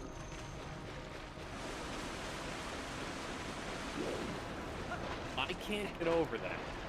Especially when I'm used to hearing Dan Green's sultry tones. Yes, and his very sexy voice. So sexy he used to dub hentai. Yes, he certainly did. Wait a minute, you worked on hentai? Why, yes, you did. Yes, I did. But why? All for the mystery. Yugi, I did it all for the noogie. And then he's like, Pharaoh, what is Nookie? You'll find out when you're older, Yugi. But I'm 15. Maybe one of these days, Taya will put out. But I'm 15 and Oh, Anzu if has... only. But I'm 15 and Anzu hasn't said anything about wanting me yet. She doesn't think you're sexy enough yet. She wants you to go through puberty to become more like me. Well, why would I want to be more like you when I can be more like me? That's a good question, Yugi. Considering we're the same person in the same body, using the same voice. After all, both of us are voiced by Dan Green. Alright, now that I've gotten the big key, let's go fight the boss of this dungeon. So, gentlemen, any guesses as to what the boss of this dungeon is? Nope. Really? So, but do you know what it is? I actually really don't. You're in for a surprise. Alex, any guess as to what the boss of this dungeon is? I don't remember. It's been too long since I played Twilight Princess. Okay, you guys are in for a surprise. Is it Ganondorf? Nope. I know Ganondorf isn't the boss of that dungeon. I know. That's why I said that. But yeah, anyways, Remember Morpha from Ocarina of Time? Yes. This is if it wasn't lame. So if it was less lame. If it actually looked cool. This is Morpheal. Its We gotta get more feels, man. We're going on a feels trip. I'm electric guy. Twilight and aquatic Morpheal. So the first phase of this fight, we're trying to get the eye. Oh god, no. And it already tried to eat us. Ow. Midna, I don't need your advice right now. I legitimately do not.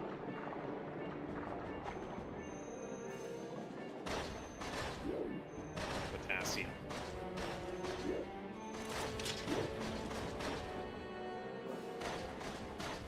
So one of these is gonna have the eye in it. Oh, come on! And now it's gonna spawn bomb.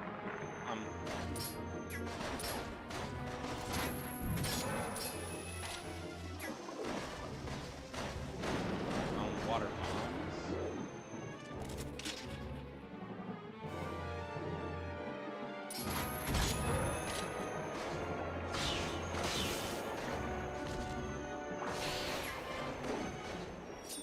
We're done with phase 1 already. Time for phase 2, gentlemen. Oh, I should start.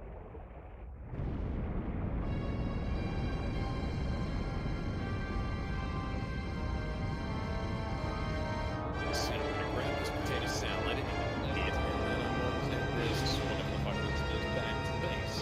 Back to the ship, right?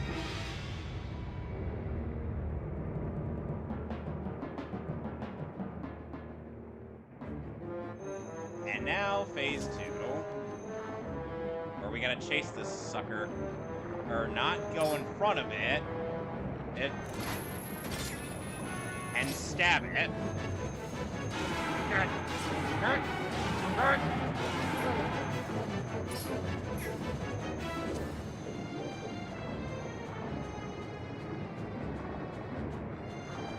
Seriously, this boss looks amazing.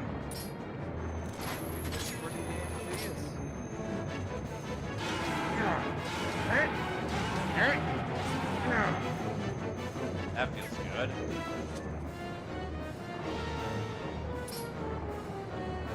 Get back here. I'm not done with you yet.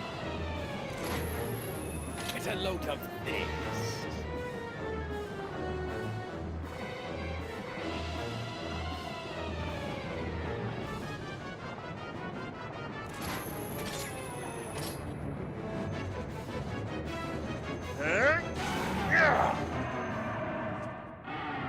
It is dead, and there is blood everywhere. Good.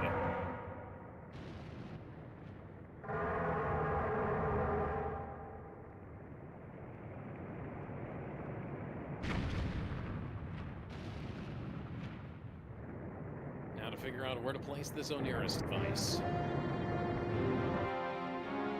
Now the water is draining.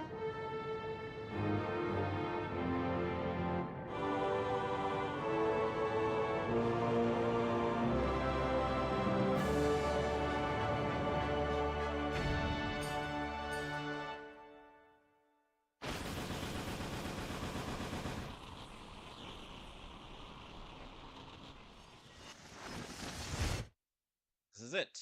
The final fused shadow.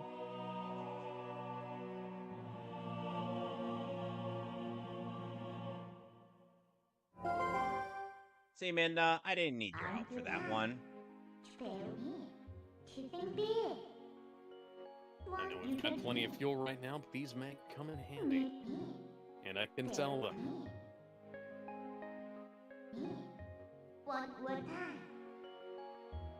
Minda, you say that now, but we've got a long way to go before we're done with this game. Such a long way to go.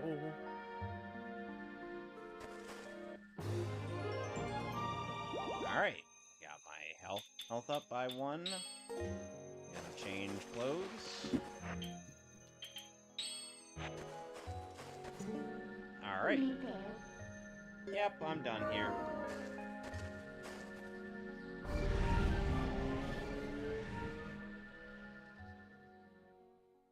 Yay. So yes, I would still rather do the Lakebed Temple all 10 times over than go back to the Water Temple. You hate fun. No, I hate bullshit. You've been selected for a random efficiency consultation. Alright. Go to the nearest field office, okay? Now to just... Oh my god. Hi, Zant.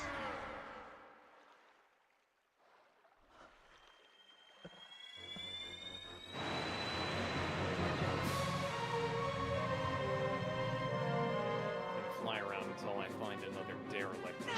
Yeah, yeah.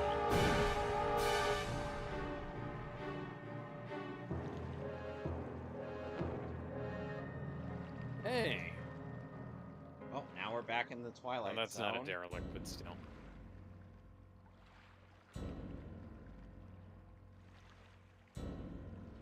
And we have transformed back into a wolf.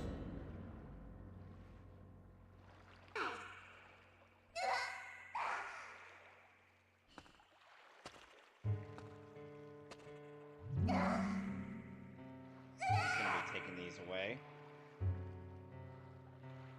Actually, I'm curious. Let's see, we're okay, so we are generating less than we're using. That's not good.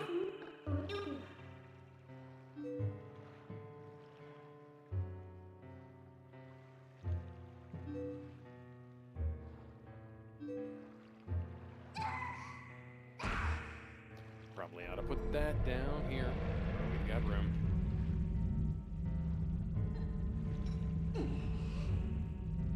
His god being in Ganondorf. Or keep in mind. No, really. Oh my, that looks pretty bad.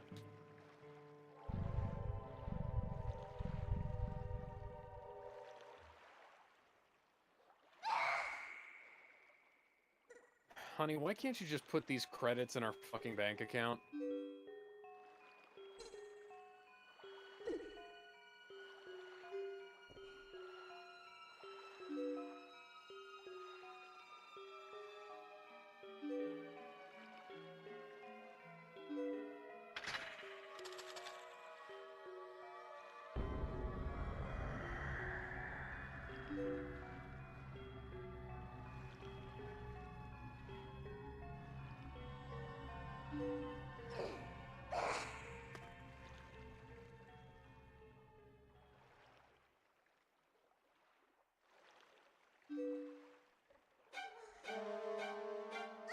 Now, Zant is going to force her to see the light.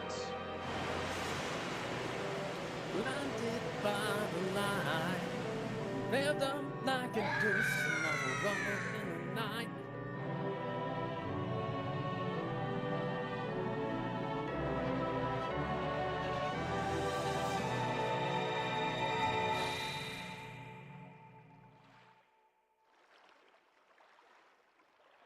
Zant be like, now to dispose of you. Oh, wait. You're not here. You have an anymore, aura are of you? humility, Captain. Have you been cleaning the engine? Fuck does Perhaps that he have to do with has. anything?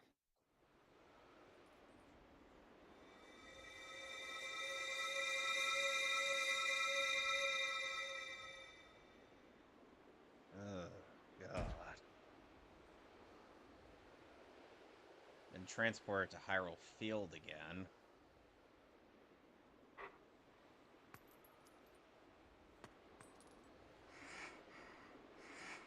And Midna is not looking too hot.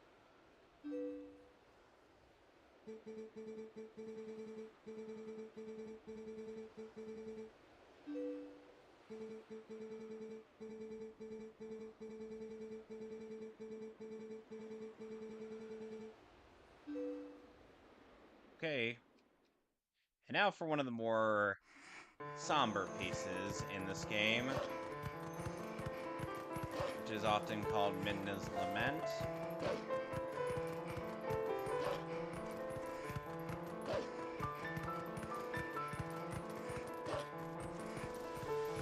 I forgot we were on a mission. And, of course, the battle music has to interrupt it.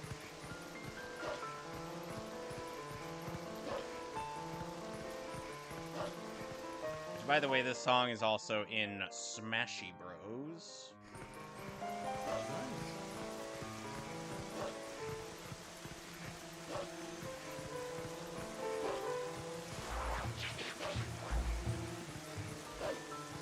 Fuck's sake.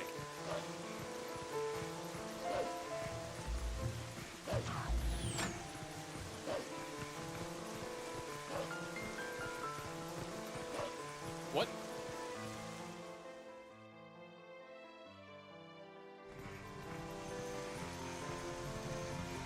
Well, that was interesting. Why did that explode? Why did I explode? Very much so.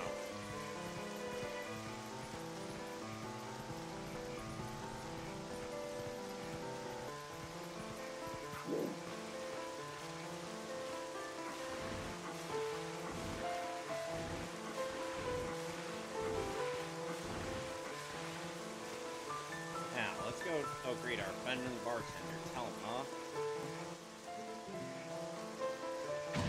Ow! I guess that wasn't very friendly. Damn motherfuckers can't keep up with cleaning their own damn engines. This fluffy cat is willing to come out and help us even when it's flooding it. Practically flooding it. In Hyrule.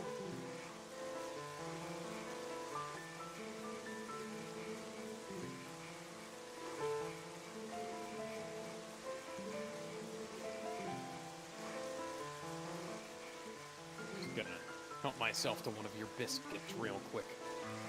It's the least you can do for me, considering I hurt myself trying to fix your goddamn ship.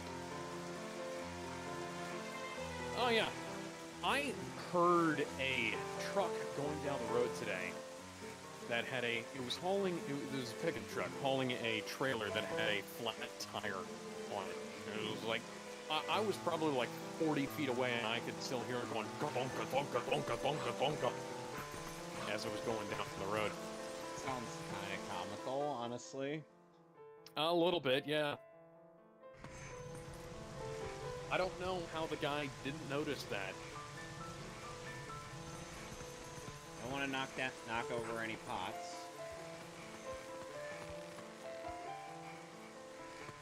Jeez, Talma. Find better placement for these things.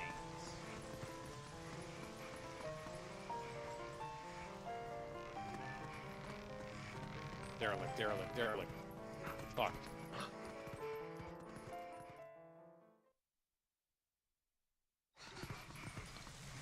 Oh boy.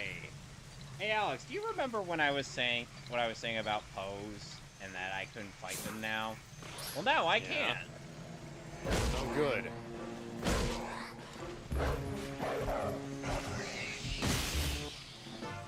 I walk past a photograph?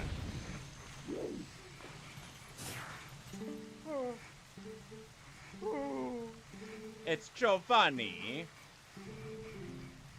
You need to beat 20 ghosts in order to get a reward from him, and then you need to beat the other 40. And then you need to beat the other 40 in order to restore him to his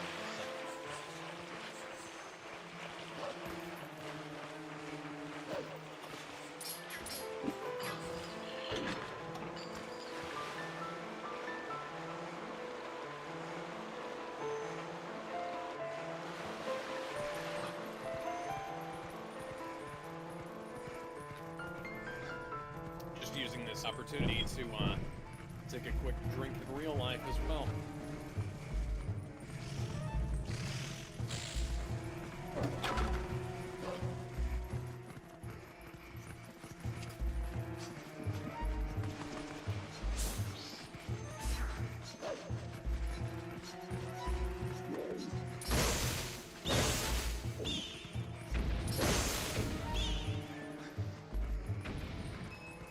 Isn't there a merchant office? Oh, there is a trading post here.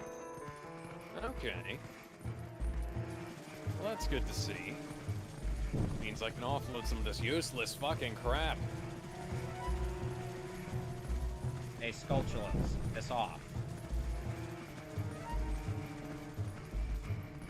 Yeah, well, we're going back. I hope you enjoy it. Again.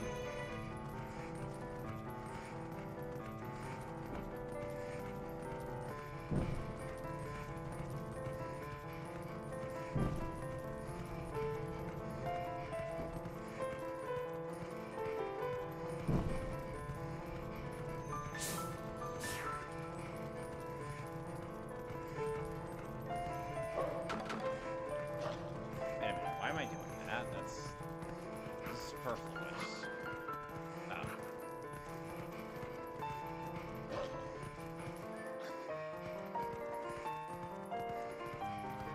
I was stuck inside a bar of copper. You know, Metro Man has eyes that can see right through lead. Oh, cool. I mean, he made a song about it. I have eyes that can see right through lead. Ow.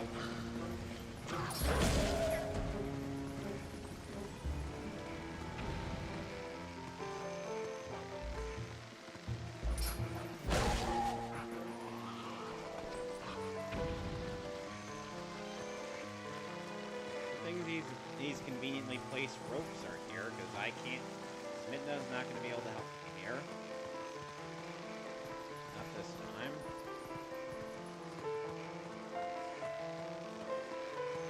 You know what's also a good thing, Alex? What? That Link is a tightrope champion. Even in wolf form.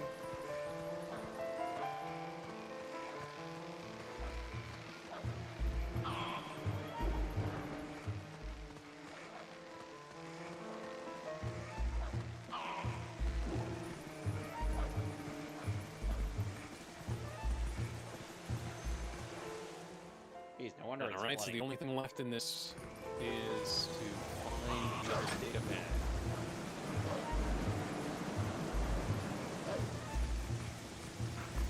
If we had a shower, sure.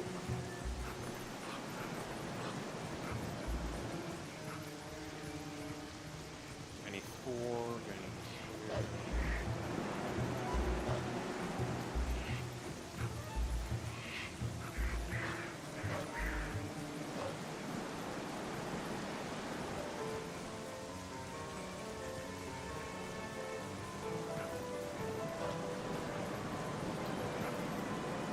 Might as well scout out the other areas.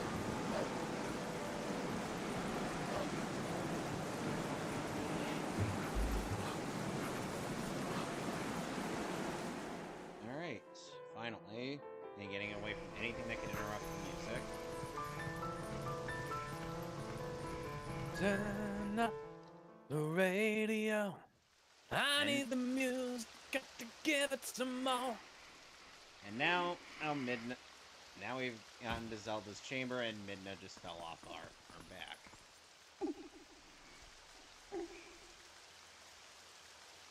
Oh, god damn it.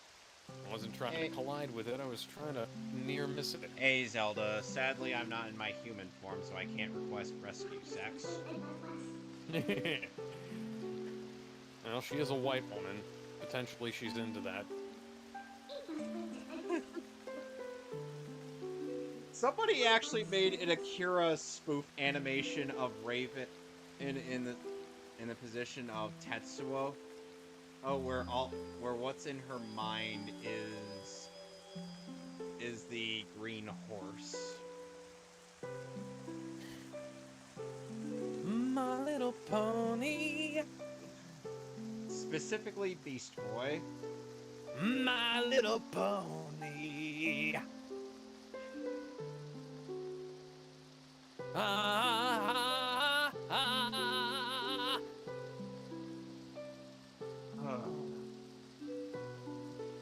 Just the fact that people have to keep reminding me of that factoid, it's just...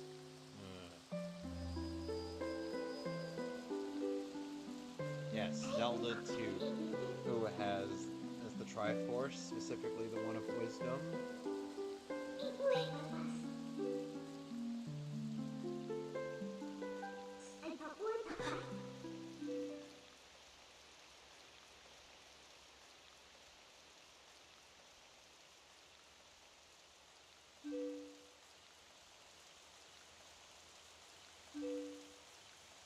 Now we just gotta hope that this thing doesn't get slimed while it's here.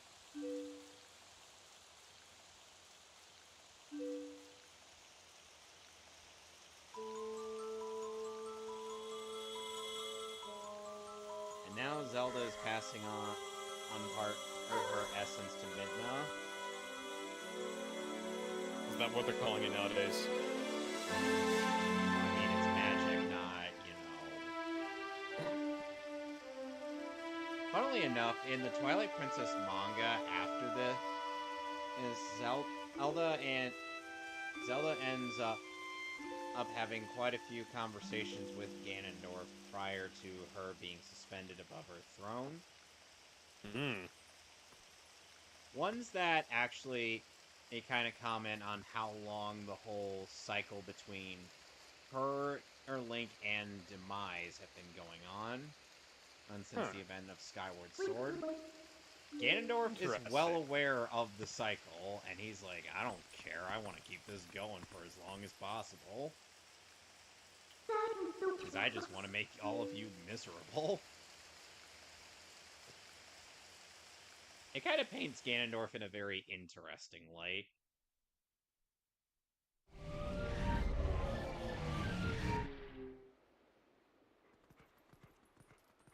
Now that Midna's healthy again, we gotta head to Farron Woods and, well...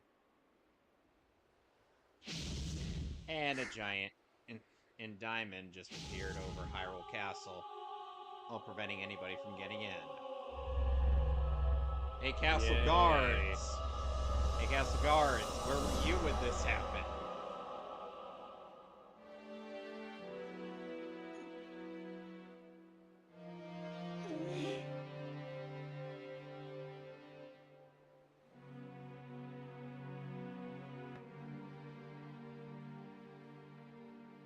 Thankfully, since we have Midna and have access to the fast travel system, we don't need to trek through Hyrule Field. Good.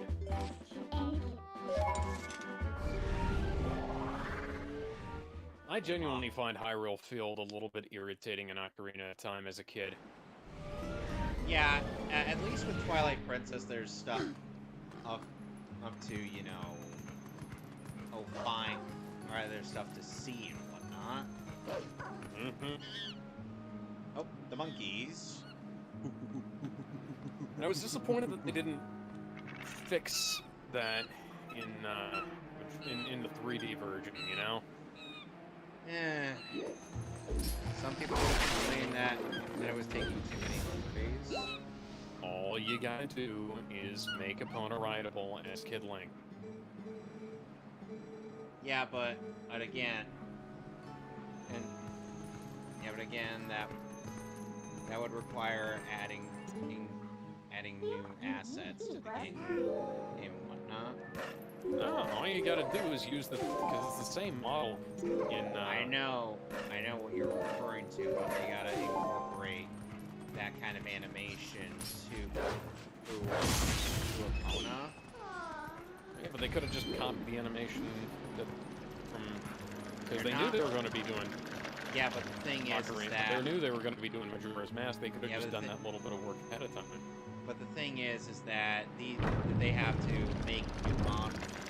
They have to make new models for these remakes, not just, you know, reuse the exact same models.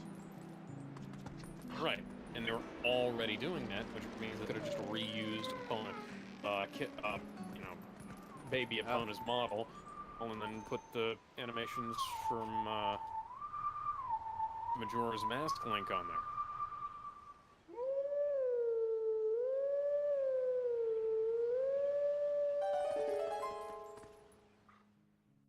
Well, now that we found another Howling Stone, we gotta talk to the hero Shade again. Alright, Wolfman, tell me, you have your tale of woe? Sing me a song, you're the ghostly man. Sing me a song tonight. I wanna know why you're haunting my soul, where your body comes from, man. Ah, da, da, da, da, da. Why are you singing Billy Joel? Now, because I missed that from the boys, because they used to play Billy Joel songs all the time in that show, and now they don't. They bring Billy Joel up a couple of times, and you know what? I wish we could go back to season 1 and 2, where Huey and Billy had these personalities that were all their own. Like Billy listened to the Spice Girls because they reminded him of Becca, you know, and then Huey listened to, you know, Huey was always, he's either quoting Billy Joel lyrics or listening to Billy Joel when the songs were playing. It was awesome, and now they don't do that anymore. Welcome to the Sacred Grove, and sadly, no open bar.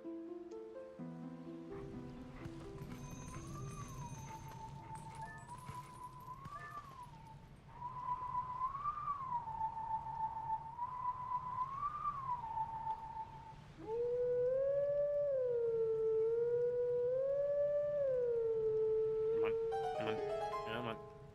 There we go. Now we have to sing Zelda's lullaby.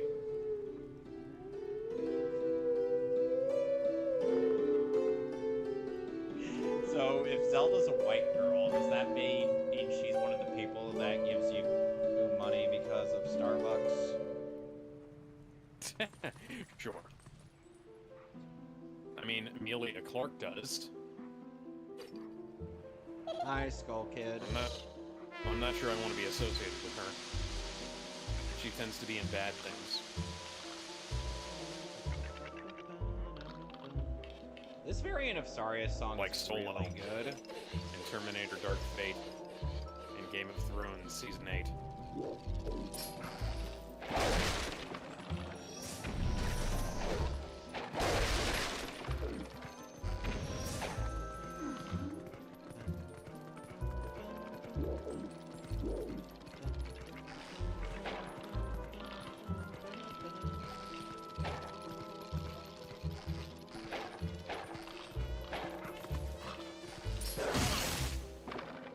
So we gotta beat up this poor kid.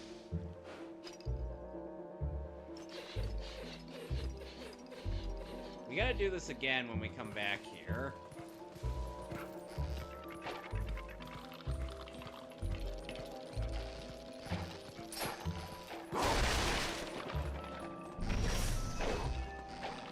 Lucky that there was a carrot.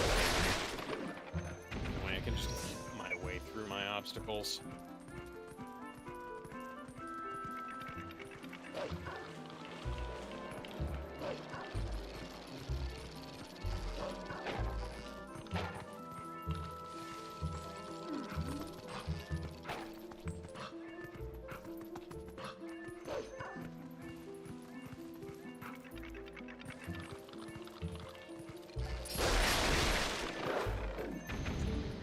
What you want is time.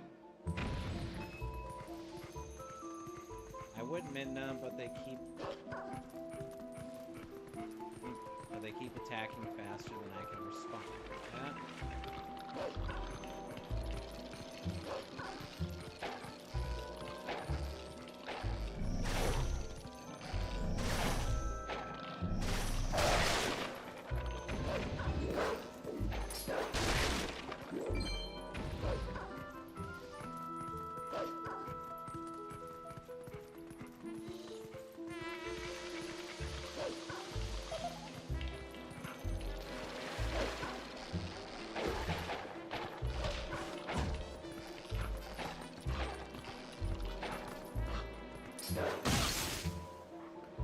just makes me wonder why I bothered.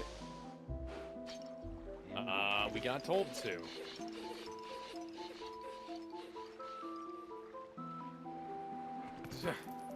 Thank you for being incredibly helpful. Guessing they weren't helpful at all? I mean she's,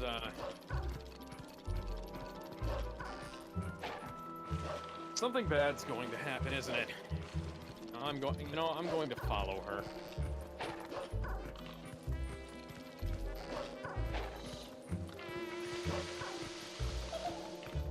Hey! Hey!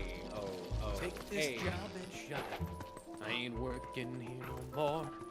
Take this job, take this job, take this job and shove it. Female pale calls herself Melinda. Close the blinds and brew some lemon tea. Lemon tea? Melinda Blagg was an Oneirus employee. She missed standard check-in a few weeks ago and went rogue. She steals survey data, apparently. Okay, then. What? This is the Battlefield theme. Bum, bum, bum, bum, bum, bum. Oh, Skull Kid's not too pleased.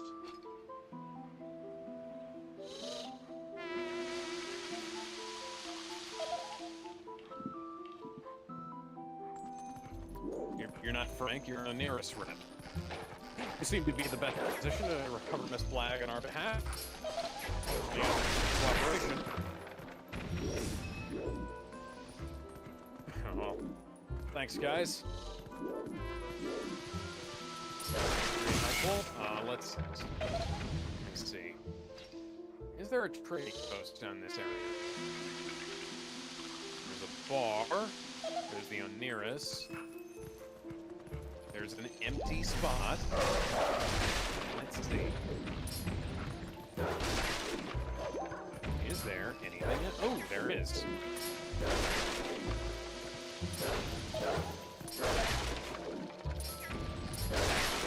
Great. It's not a trading post, guys.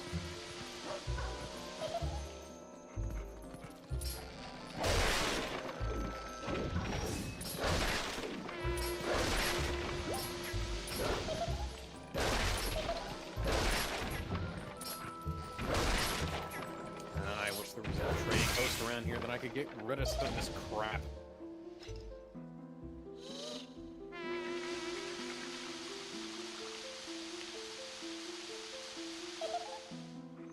You know what I gotta do? It was Human Link when I gotta do the thing. What? I gotta use arrows on them. And Skull Kid round 1 is down.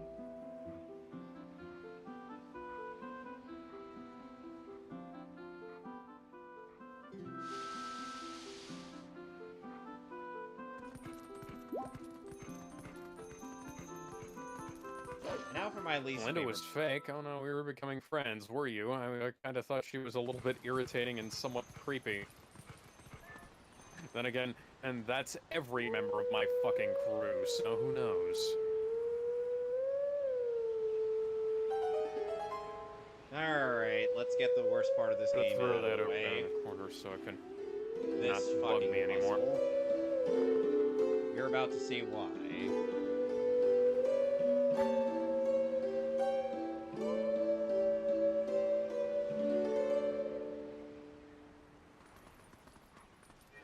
Let's see if I can find an uninhabited planet.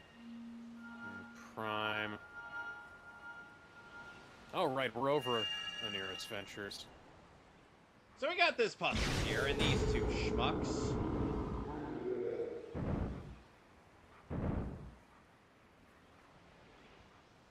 They won't let us by until we guide Guys, I them know, it's and just back down to here. where they used to stand. But I gotta grab a thing.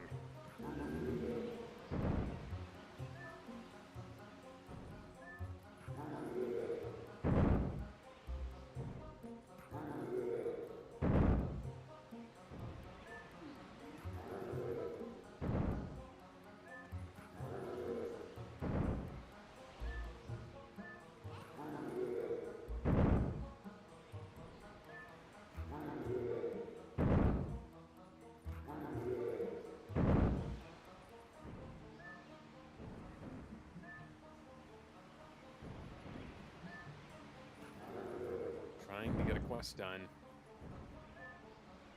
Don't need more garbage.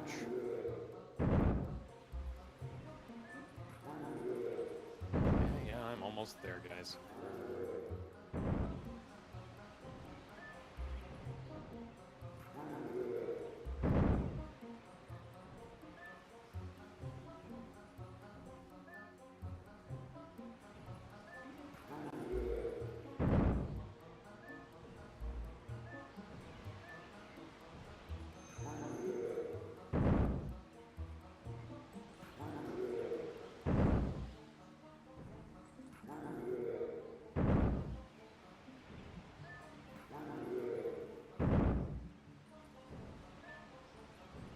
Honey, I'd appreciate it if you'd stop asking me that question. The answer is still no.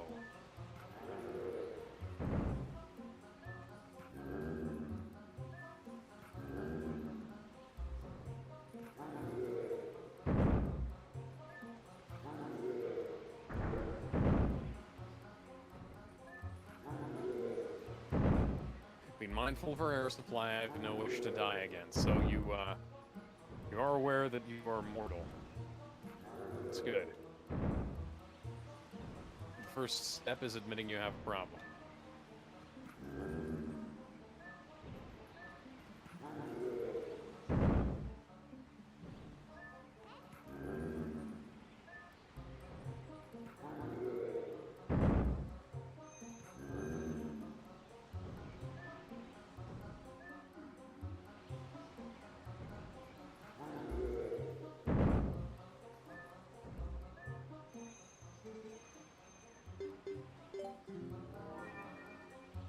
Let's retry.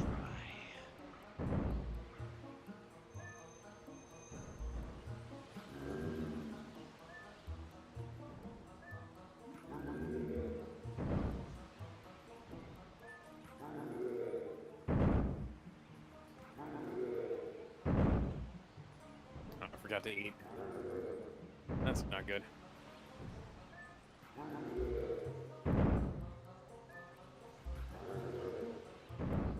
Welding, welding, welding. Welding, welding, welding. That's better. Give me food. Give me fuel, give me fire, give me that which I desire. Fuel.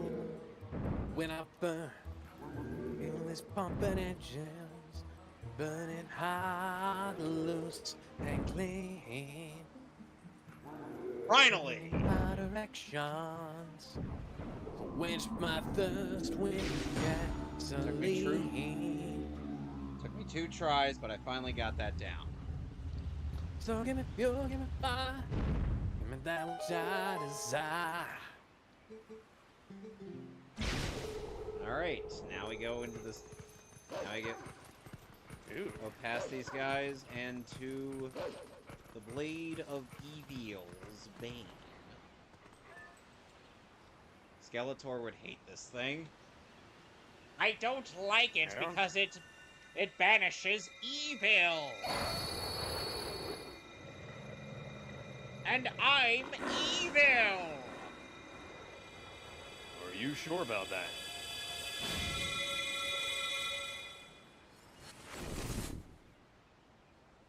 Speaking of which, John Cena has announced his retirement run.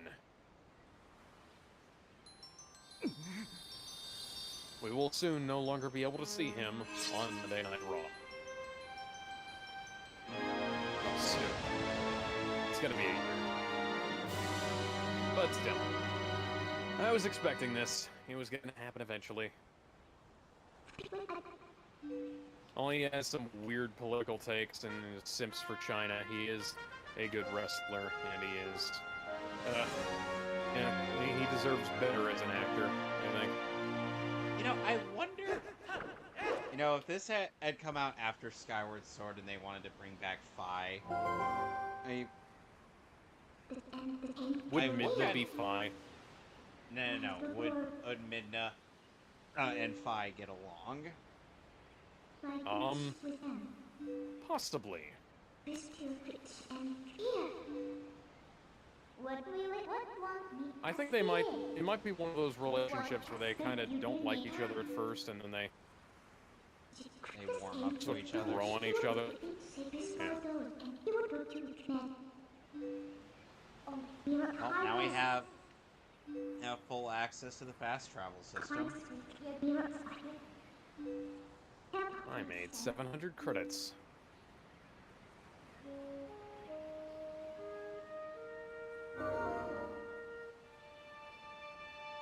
Okay, so now that we have the Master Sword, we literally don't need the Ordon Sword anymore.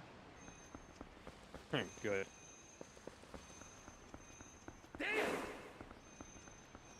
It's got longer range and has a higher damage output.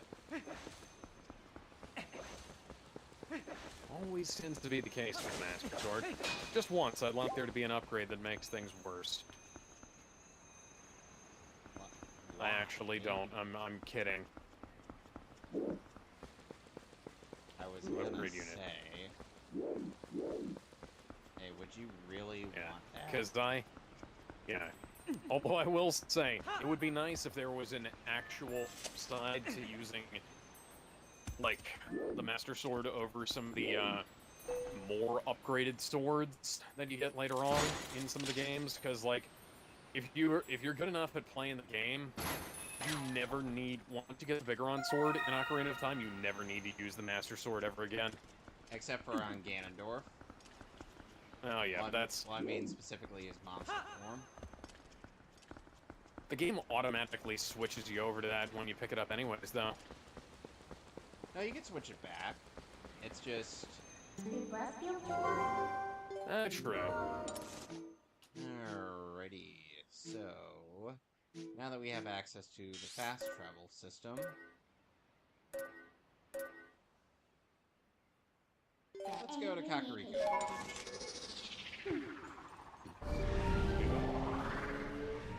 At the very least, with the Master Sword, or since Link is actually old enough to wield it, he's not going to be frozen in time for a couple years.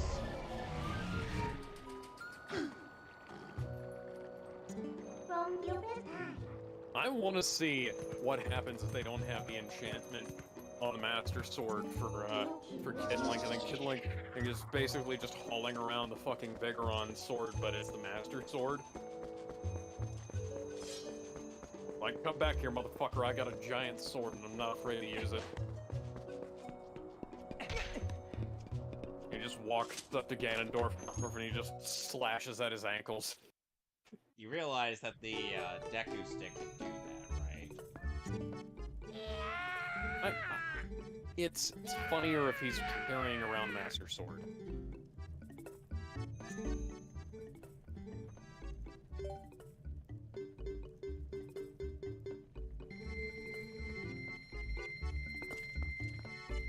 Alright, so now that we've spent all of our rupees on that guy, let's go. Fine, I'll go somewhere secluded, Midna. Are you happy now? I'm gonna be turning in for the night now, guys. I got some work I gotta finish up, but I will see y'all later. I've had some progress done on this run, and we'll, what's next week? Are we... Next week is... I think I'm doing Donkey Kong 64 again. Oh, okay. And the week after is Super Mario 3D World. I'm gonna save So it. make sure...